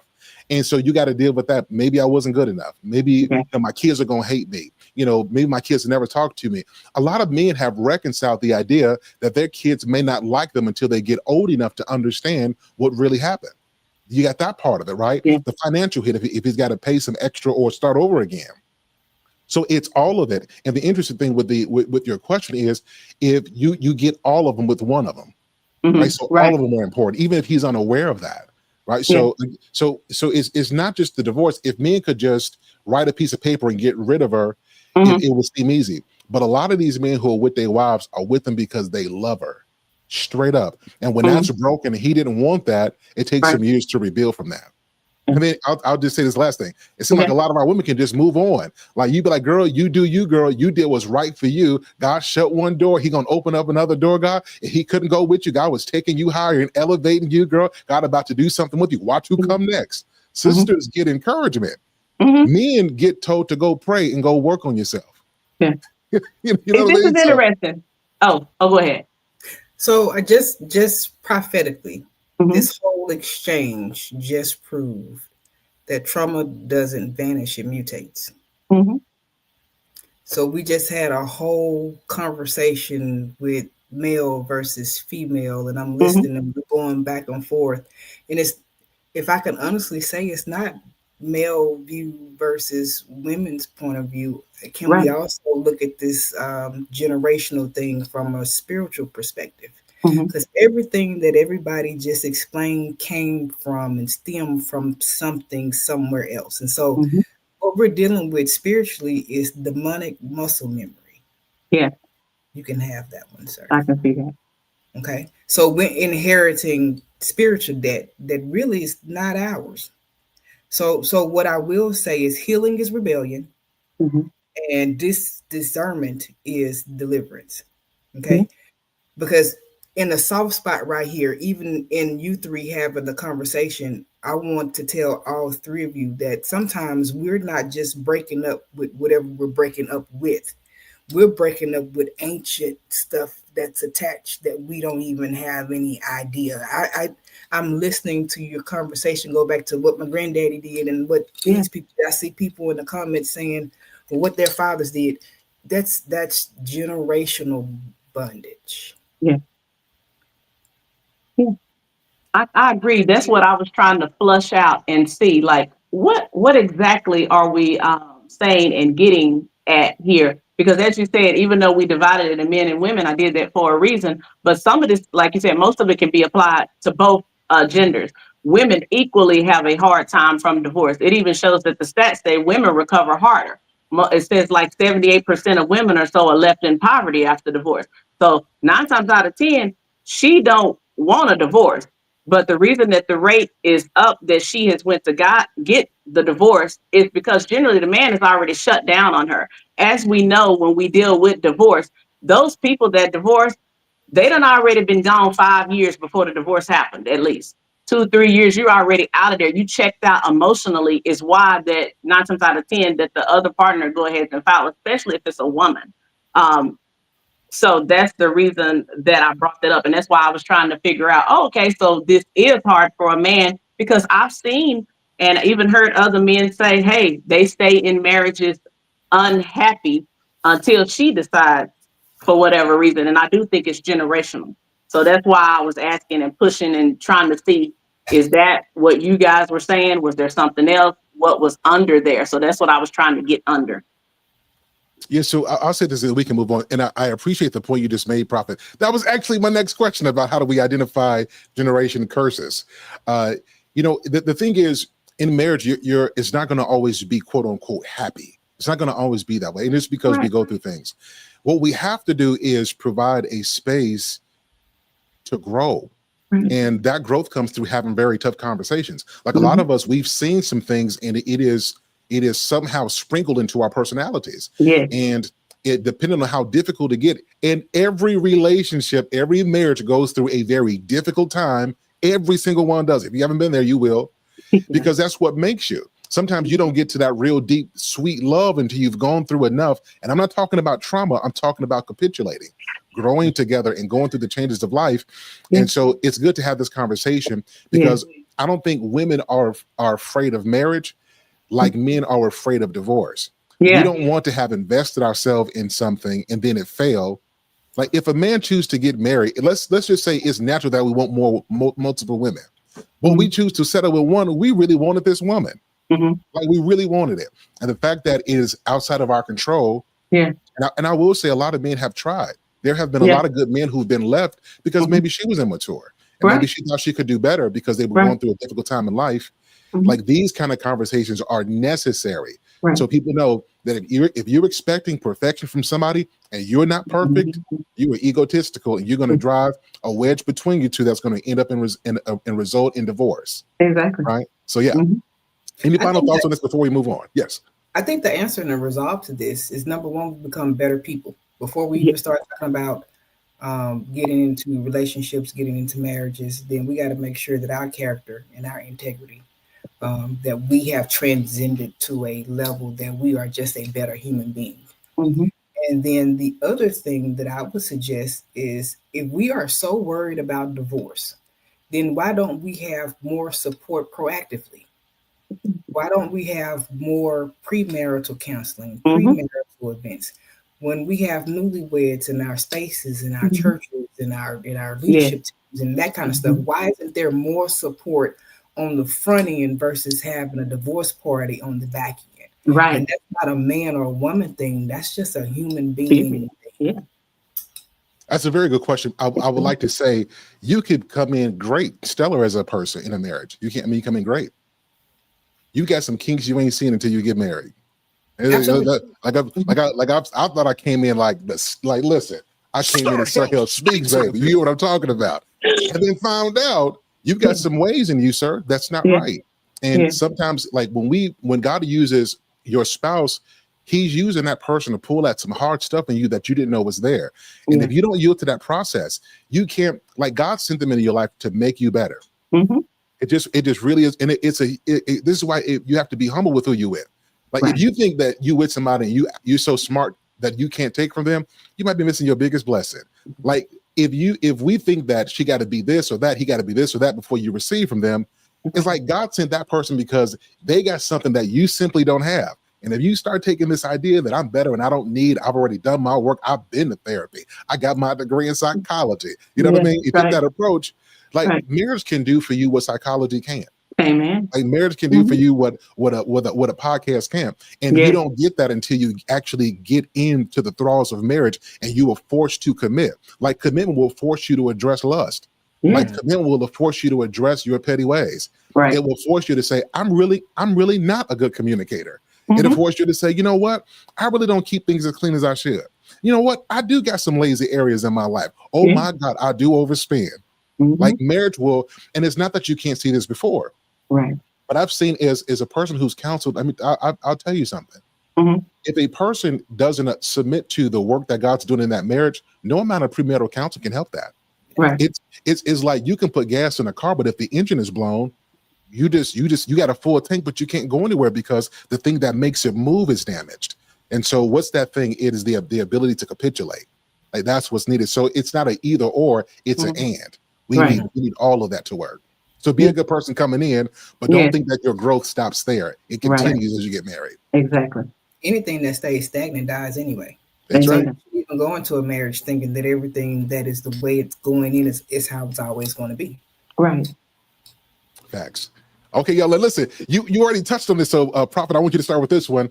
How do we identify if it's a generational curse in a family or if it's simply a bad habit?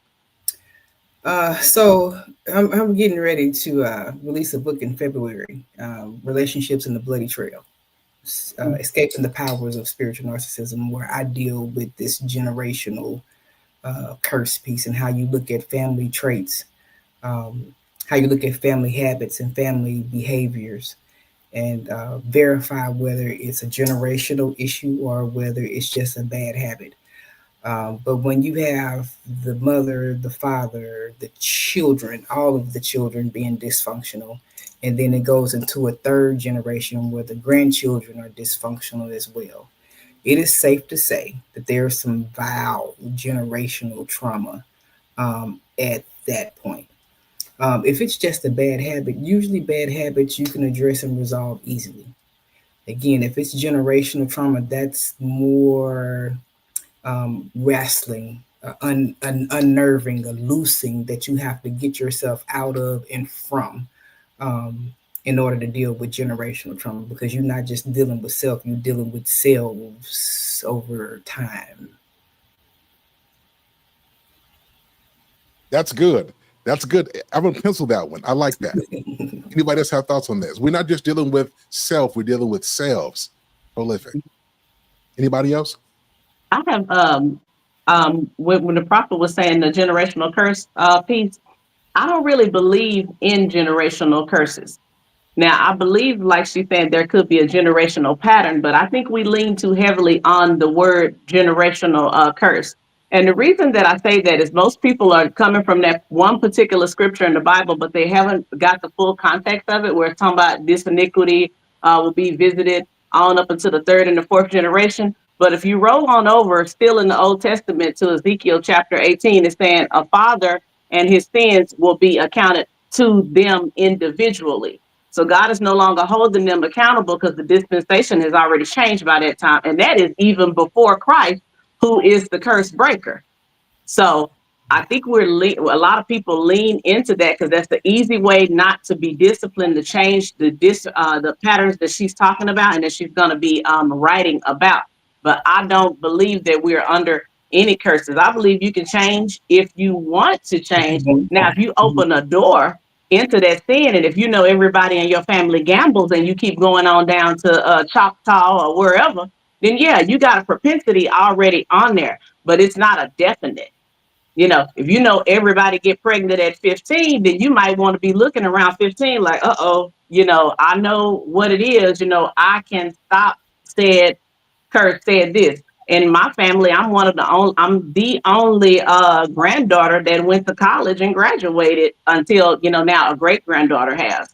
So that could be considered what some people would have allowed to stop them as a generational curse. Also, I'm one of the only ones that's married, and happily married and been married, 21 years. So I think that's an excuse for a lot of people. Not saying that you might not have a door that you might have opened to go back into that, but when they're using that scripture out of context, I just don't believe it. I think it's just a typical pattern that they didn't have the discipline to break or the know-how or haven't came into that level of understanding yet.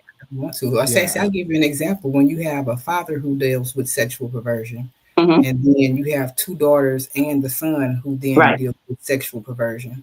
Yes. And then you have the grandchildren now who have some type of issues with sexual perversion. Mm-hmm. And nobody in the family thinks it's a problem. Right. Well, that's what I said. They have a door open in that particular family. And even in the actual Bible, when you go into there under that, it says the curse visits upon those who hate God, not those who love God. It's one particular scripture in that. And when I bring that up to people, they generally haven't looked into that. But because that sin kept going and it was unaddressed and no one stood up to it, it did not stop that. So in that case, yeah, it could be going. But if you're a blood-bought believer in the way that you're standing up and you're giving your testimony and you saying, hey, this stops with me, that can no longer go any further. because of the authority that you have and that you have stepped up and said, absolutely not. Now, the people that are still going to keep that door open, then yeah, they are subject to it, but not you and not the people that have accepted Christ. You don't have to.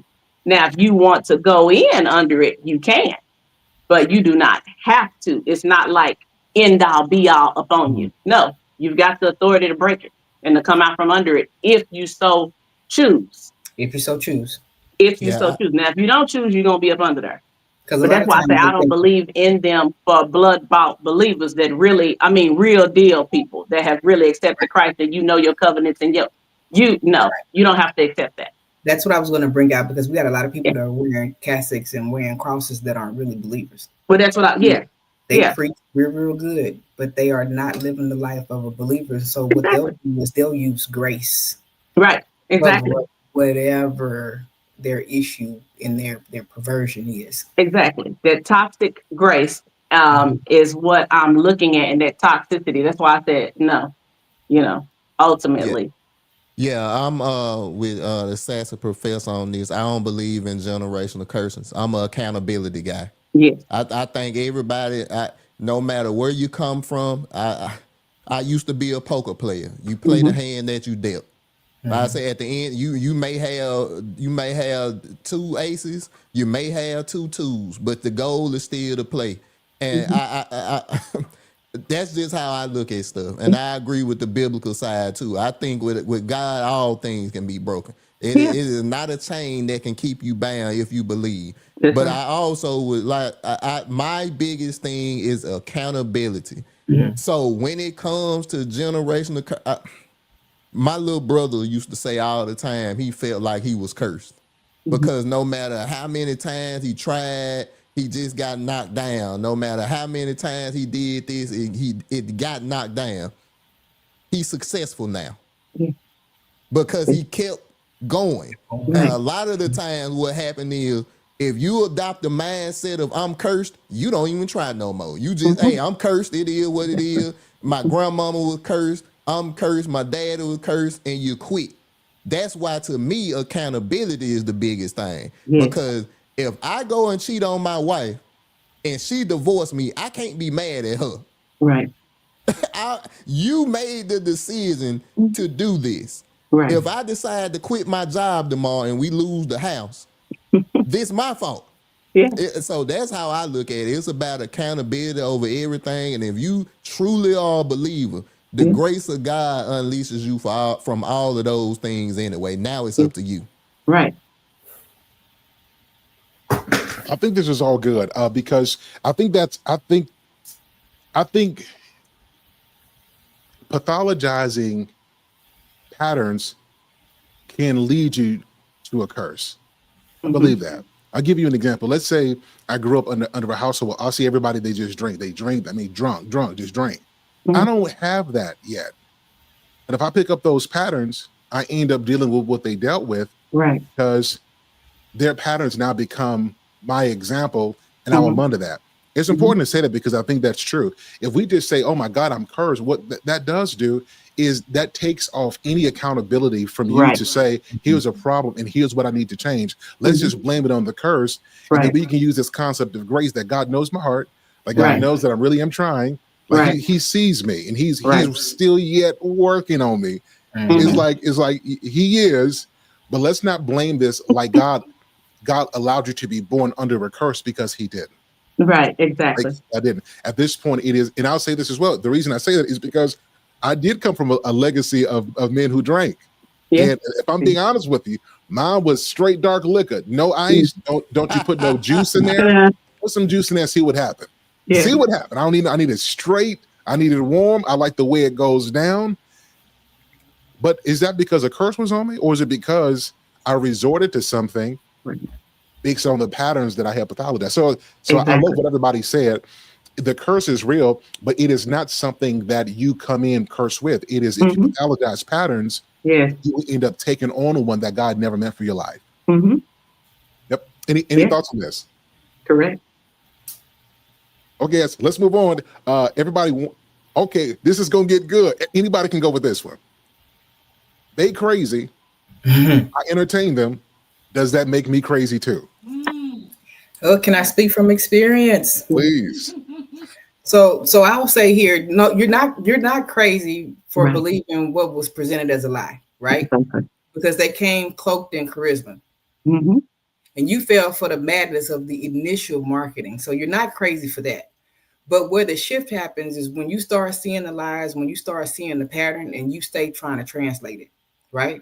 So God exposes the pattern or the pattern is exposed and you keep trying to write a new prophecy over it. And so at that point, Exactly. it's not discernment anymore. You're worshiping the idolatry of their potential. Okay. So let me just examples. Let me just give an example, right? So you watch somebody judge somebody else's son for smoking weed, right? But they never say that their son is in parking lots doing whatever boys do in parking lots that get caught, right? And then you still go clap and support that person. Or you hear them discourage a member from getting married to a good man because he had a past, but they never actually admitted to their fraud and their money laundering charges while they were pastoring. And you still support them in ministry. At that point, you may have moved in into a little crazy because Mm-hmm. you then devalue yourself and then you're believing in the mask. So you're not crazy, but you have lost your rabbit mind when you try to convince yourself that somebody else's mess is your ministry. That's the part when you lose it. And so you can't cast out what's refused through deliverance. And so watch this. Sometimes deliverance doesn't look like the demon leaving. Sometimes deliverance looks like you leaving the demon. So Prophet, what mountain did you come off of before you came on the show? Hey, ain't no Wheaties. I told you, fire tried. Fire tried. There's nothing I will ever say to anybody Mm-hmm. that I'm not experiencing or Right. that I have not experienced Mm-hmm. myself. See, Right. what I appreciate is when we hear stuff, everybody is we're bending our thinking on stuff and it's Yeah. forcing us to see stuff in different ways. And I greatly appreciate this. Mm-hmm. Anybody that they crazy, I entertain them. Does that make me crazy too? I think it doesn't make you crazy because, like she said, 9 times out of 10, if you're dealing with somebody crazy, everybody's going to present their best self to you at first. We all got that person, that poker face, that person that you're going to present your resume. You're not going to have "I'm crazy. I'll bring up your car. I'll bust your windows." You're not going to have that on your first resume. What I will say is, once you start seeing the signs, like the prophet is saying, and then you do stay, then you may start going into double-mindedness crazy, Mhm. because now you done seen the signs and you're still there. That may denote a level of crazy or a light insanity or something, that once you have seen the signs and you're still there, those red flags that we see that we ignore, that is when we go into crazy. So if you're being fooled, that's one thing. But once you begin to see the fruit and you begin to see it and you continue and keep saying, well, let me go a little bit further, that's when you start entering crazyville. So yeah, that's when you would be crazy. And Shout out there's to the signs residents of of it. Crazyville. Shout out There's to the there's neighbors of signs of it. Crazyville. I mean, biologically, and I think Sassy can back me up on this from a theological point of view, Mhm. and from education wise. Your body will start adjusting. Your Yeah, your body will start giving you signs, right? So the yeah, headaches, the backaches, the that's right. numbing. You Hmm. on anxiety medicine and having Hmm. panic attacks, and you never had panic attacks. And Yeah. for me, and I'm being honest, going back smoking. I don't care if it was civil Hmm. weed, Hmm. weed, blacks, whatever, because now you're having now not to deal because it's not spiritual warfare and it's not the demon. It's because Right. you betrayed yourself. That's right. The knowledge that you had for yourself, your discernment, your boundaries, you have now figured out you betrayed yourself, and Exactly. your body is in flight mode. Yeah.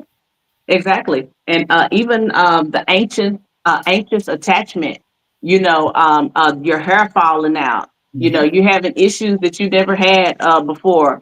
Like Weight she gain, said, no. headaches, you can't sleep, Hmm. things that you never had happen. You go to the doctor to get a diagnosis and they can't find anything wrong. The only thing wrong is you got this other person there in this situation.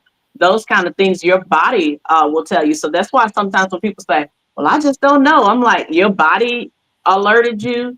9 times out of 10, God told you and you ignored him. You know, you had those brushes of those red flags that turned into the Red Sea, but a lot of times we just want what we want. So that's when you want what you want and you've had those red flags, that's when it start going towards Crazyville. Now, at first, you're being fooled. It's all right to be deceived. But like she said, you can't cast out a devil that you're sleeping with. It's just not gonna work for you. You're in full cognizance, with it. You in full compliance with what's going on. You have no authority in that situation. So. No, I mean the only thing that I agree with the ladies 100%. I agree. Once again, it go back to accountability. You see them red flags and you stand there, that's on you.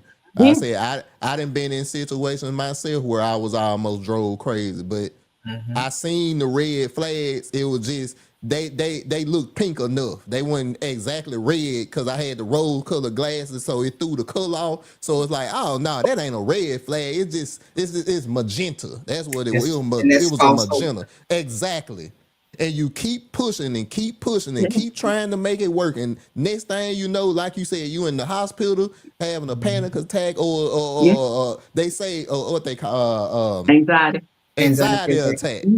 And you don't even know why you having it until you get back home, and it's like, whoo, my heart rate going up again. I'm getting a little lightheaded again.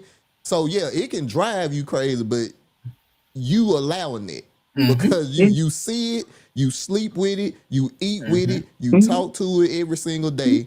Therefore, you don't see nothing wrong with it until, like you said, your body and stuff start to betray you, and now you have to figure out why it's happening, and that's usually why. Yeah. All right, so everybody, I love what everybody said, but I got to give us a dose of accountability. Okay. If you entertain crazy, it absolutely does make you crazy too. Absolutely does. And for 2 reasons. There was something about you that entertained somebody like them. And let's be honest, unless we under 25, you saw it. You just saw more of something that you liked that helped to obfuscate the part that you saw was wrong. So let's be 100%. Most of the time, a lot of relationships fail. We knew it would. We just thought that we could change it. We thought we could put it on them, put it on her, and it could change it. We saw the signs up there and we entertained it. The accountability is on us. And I think we got to be real. In very rare circumstances do people just not see what's going on. It is rare circumstances. But for the most part, yes, you're crazy too. Come on. Crazyville. SIR HALE Speaks in the building. Yep. Now listen, so actually, I just picked up my book, right? And so, we're simply dealing with situations with narcissists and that kind of stuff. But outside of that, so chapter 1 of my book, the quote is, "We don't stay stuck because we don't know the truth. We are well aware. We stay stuck because a fantasy feels better." Yeah. Amen. Which leads me to my last question. How do I think I'm with a narcissist? What do I do? So I agree with you saying sometimes trauma will make you create a movie that you star in that's really a nightmare. Like you done fell in love with this ideal of a person, and let's be honest, you think you are something that you're not as well. So both of y'all are acting like y'all are something that you're not. And so the question is, I think I'm with one. What do I do? Run. I heard somebody say you run. Somebody say you run. Well, let me give you the perspective of somebody that be in the YouTube spaces and the Facebook spaces. A lot of the time, this is a attack word. You might not even be a narcissist, but because you may have different beliefs, or you may just be a man that disagree with certain stuff, you're a narcissist just because I don't like something you said. So I think we have to define what a narcissist is. And like I said, that Prophet got that down pat. I already know that. Like I said, but I truly do believe that a lot of the time that is an attack word. But for the people that actually are, I don't know if I've been with a narcissist or not. And the reason why is because, oh, here we go. There you go. Okay. There you go. Okay. Mm-hmm. Oh, I done been a narcissist then. I always knew it. I always know. So yeah, I mean, I truly believe. Oh, I think all of us have been to a certain extent. Now I'll let Now, the professor get it on this one because okay, she'll yeah, explain it. yeah. She So got it. there's difference between being a narcissist, And have having narcissistic traits. traits, which all of us Right. do at some point have. Right. Exactly. 1% of the people have the narcissistic personality disorder.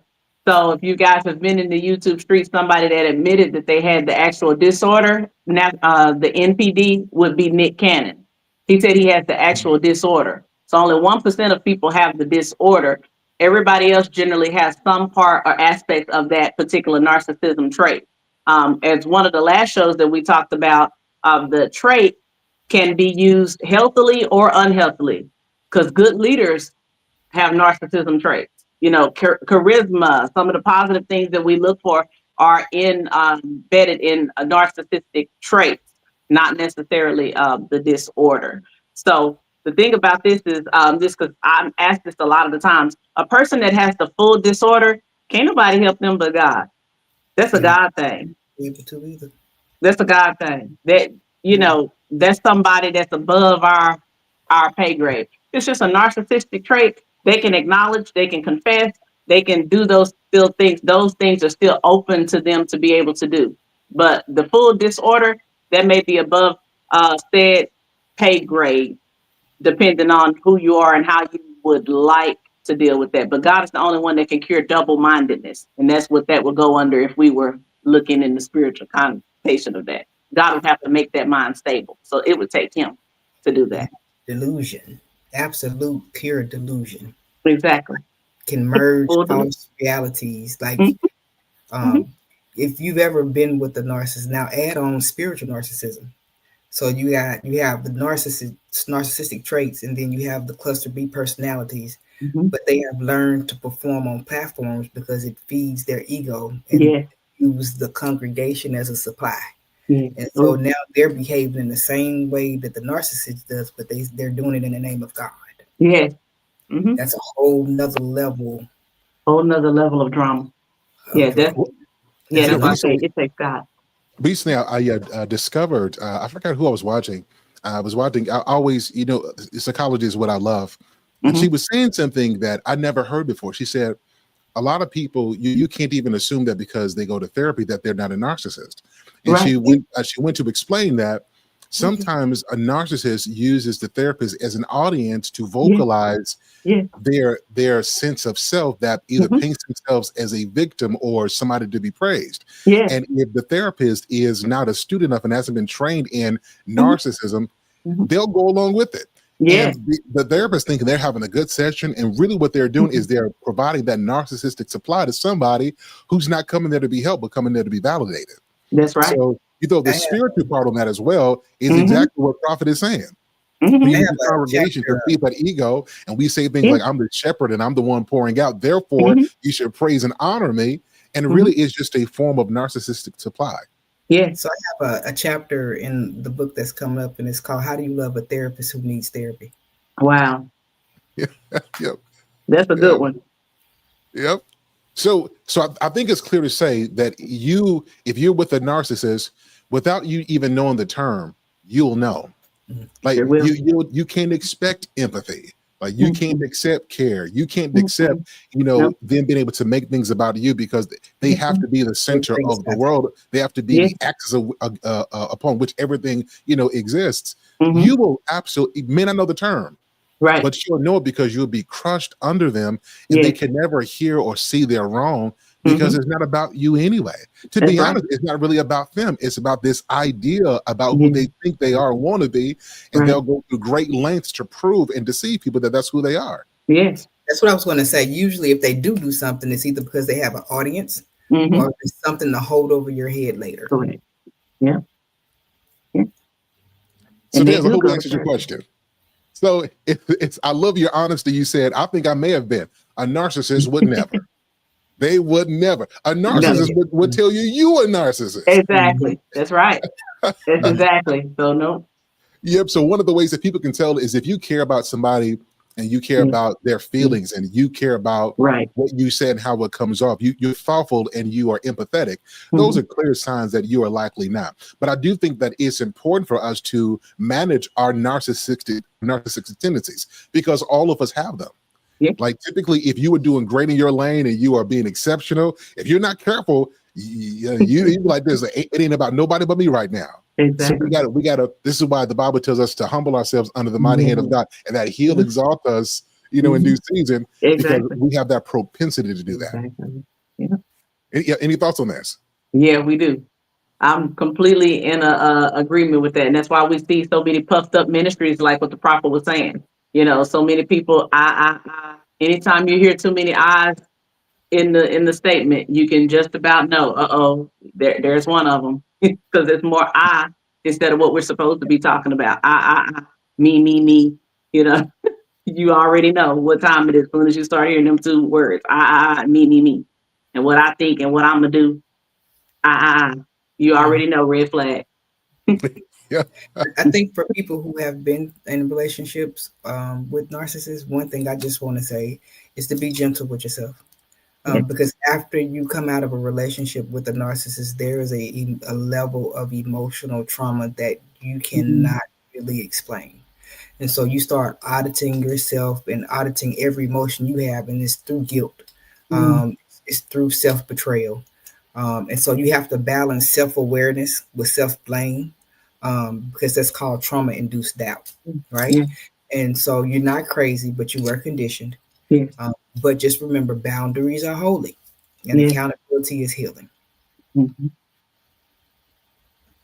This is such a good point. I'm glad you made this. We're gonna wrap up on this one, but what happens if the narcissist is not a romantic partner? It's a parent or a caretaker, and they don't have the ability to separate and to do that healing. Like, how do you deal with something like that? And then let's say they turn 18 years old, and then they introduced to life, and they've been conditioned under the hand of a narcissist. Like, how do you deal with something like that? It's another chapter that I'm writing. It's called a lot of people associate narcissism with Jezebel. And I talk about the narcissistic mother who uses her son as supply, using the spirit of Delilah, the seduction, the son's preaching. So as a child, how do you escape it? You have a narcissistic mother, narcissist, you can't. I mean, unless for whatever reason move out of the house or you. There's a situation where I know the escape was death. That was the escape. Yeah. So it's hard to say that for a child. How do you escape that? You don't.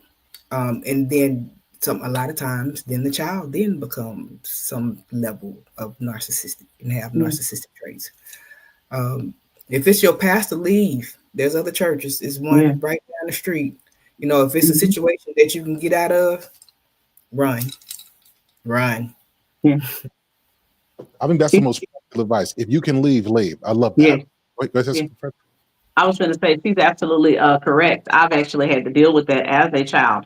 To this day, I don't have a relationship with my mother because of that and a series of events that happened. So I definitely gonna purchase that book. You got to let me know when it drops. What's interesting about that is people will blame the child even though they know that there's some type of issue, even if it's not called narcissism at that time, or they don't know what the diagnosis is. So the child has to maneuver, as she says, and rebuild through all of that. But generally, if it is a parent, you will have to distance yourself for your own safety is what you're going to do, because they're steady tearing you down, even and thinking that they are right in so doing, whatever the tear down is. And ultimately, you have to protect you because unlike normal healthy attachments, they don't have the capacity to protect you. So you have to protect yourself. So once you are able to get away, or if you can go and live with someone else, or once you hit 18, you need to cut that particular bond until they're able to come to themselves, if they're able to come to themselves. And unfortunately, people like to throw around, well, you need to forgive them, and you need to forgive them. Forgiveness does not mean reconciliation when it's an unhealthy relationship. Right. A lot of people tell me, you need to forgive. You need to forgive. I did forgive. But reconciliation or a false reconciliation is not godly. It's not biblical. You even have to confess to God, who is perfect, before you could come in and receive mercy or something from him, before you can get your full forgiveness, you have to confess. So the same with that, you do have to acknowledge, whether it's AA or whatever, you got to say, hey, I'm an alcoholic. These are the steps to get the ball rolling towards reconciliation. And if you are unable to acknowledge, there is no reconciliation there. Not possible. Tez, you got something on this? To be honest, not really. I think they covered this one pretty much as good as I could cover it, for sure. I said, this is something that, as y'all talking about it, I'm realizing stuff that I may have went through or stuff that I may have to see. So, and this one, I'm more learning on this one instead of having a true opinion. So this is teaching me something. You know what? I agree with that. Ladies, thank you for sharing that. And I'm going to tell you why I'm thanking you. But can I be candid with you? Mm-hmm. In our community, certain conversations are off limits. Right. Now, we can preach, we need to be honest. Yeah. And then when you get honest, well, you being too honest. You shouldn't have said that. Mm-hmm. And I think a lot of us, the most damaged people protect the people who damage them. Yeah. It's a very fascinating thing, how we protect the people who broke us. Yeah. We don't want them to experience what they did to us. And we be praying to God that maybe God can get through to them. Exactly. So thank you for saying that, because it's a lot of people, a lot of women in particular, who have experienced stuff that they can't tell anybody about. Right. And so you see them express it in creative ways, because that's their way of getting what they feel out without throwing the people who did it under the bus. Yeah. So thank you for being that voice, and I really appreciate you. We may have to do another something on this one, because I think that it is a conversation we have to have. If you were raised by a narcissist, you become a magnet for people who are users and who are leeches and parasites as you get older, because you've been groomed for that. And I don't think that that's a conversation we have enough in church. We don't have enough as Christians, and I want some good women and some good men to talk about as well. So if I do this show about this, will you guys come back? Yeah, definitely. Excellent. Okay, listen, this is what we'll do. This has been a dope conversation. I'm going to start with Taz. I want everybody to tell me your final thoughts on the show. Tell us what you have coming up and how we can connect with you. Taz, since the gentleman went last, the last shall be first. First. So first of all, thank you, SIR HALE, for having me on the show. Thank you to the ladies that was on the panel. Learned a lot from y'all. Happy to share the stage with y'all. I'm Tez the Fire, or you can Tez the Fire 87. I have a YouTube page, Facebook page, all that good stuff. I'm starting back on the content, I'm trying to be heavy like SIR HALE. So I have a show, the Tez the Fire show, that'll be dropping soon, and I also do live streams as well, where I talk about a lot of different things when it comes to relationships, culture, a little bit of politics, but I'm trying to stay out of that. But just to give, I say this, it's two different things that I want to do with my page and my show. I want to be the example that I talk about, number one. If I want Christian husbands and wives and all, if I want men to be in the house with their children, I want to be a shining example of that. Am I going to be a perfect example of that? No. But I want to be the example of what a lot of men and women say that they want out of life. That's number one. Number two, you are the only person that knows the beginning, middle, end, and some of the secret parts of your story. You the only person that know that. So you need to be the one telling your story, no matter how bad, nasty, horrible it is. Be the person that tells your story. Therefore, when you leave, you ain't getting it from a third party. So that's my goal as well. Tez, you have been a stellar guest. I appreciate you. Thank you so much. We know you're going to be back again soon. Sassy Professor, listen, it has been so amazing. You guys don't know this. We recently had an event, the PII event, and I can't wait to the next one, because it was so great just being fed with such good meat. What were your thoughts tonight on the show? What are your thoughts? What would you leave for the people? What you're working on, and how can they connect with you? Well, my thoughts on the show was I loved everybody's difference and their different perspectives. I love to come in a room with brilliant thinkers and people that are unique.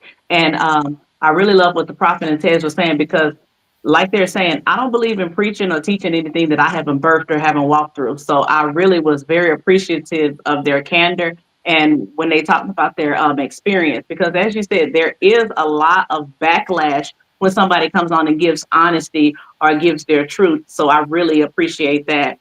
Some of the things that I'm currently doing is I am a psalmist singer as well. So on TikTok, I am Sassy Professor. So I've got some music that's coming out. I'm getting ready to do some live things, singing with some music that I made with Suno, teaching a couple Bible studies here or there. PILL, what we were doing with you, and then whatever that we do with that, and some AI stuff with the Creative Space Academy, of course. So those few things is what I have that I'm currently doing right now, and maybe my own Bible study. Every now and then I go in and I teach fog.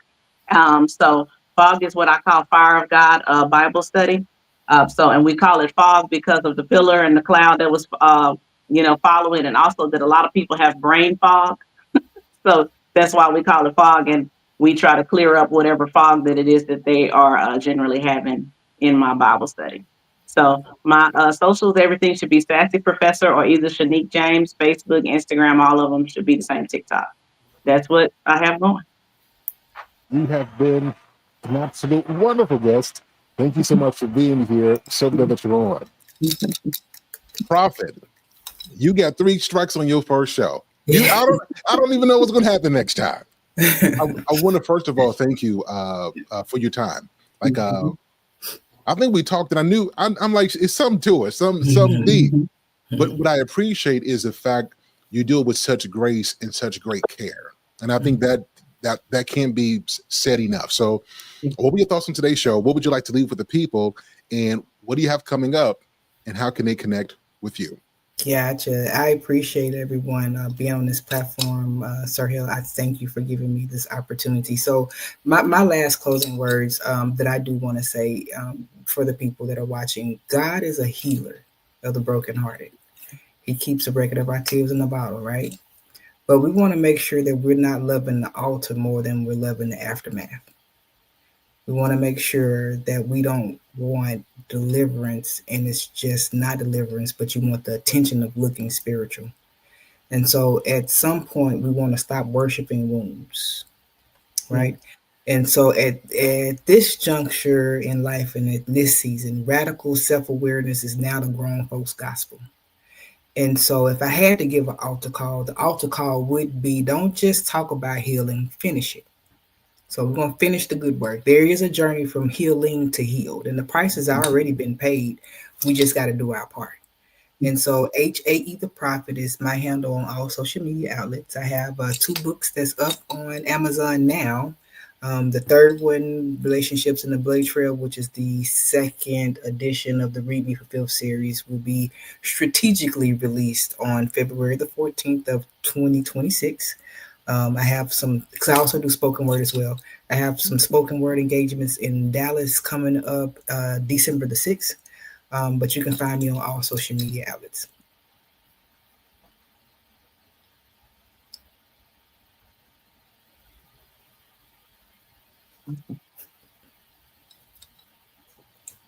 Prophet. Yes, sir. We're gonna have a conversation. Okay. We're gonna have a conversation about you because everybody listen, we're gonna end the show. Professor did it last time. Just be saying so, and then it's gonna go on like nothing was just said. Don't worship wounds. Don't start healing, finish it.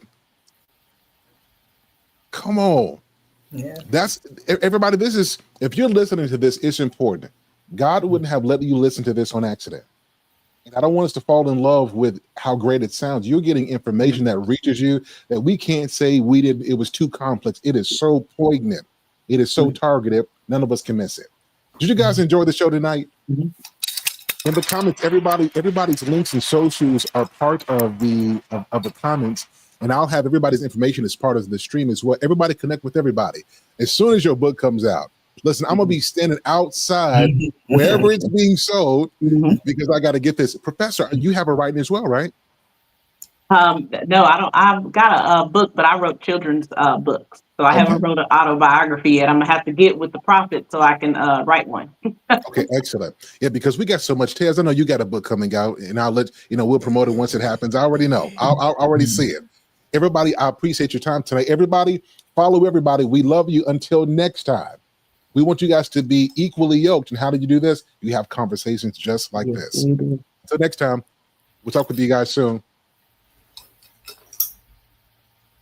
Peace. Ladies and gentlemen, it is the one and the only SIR HALE Speaks in the building.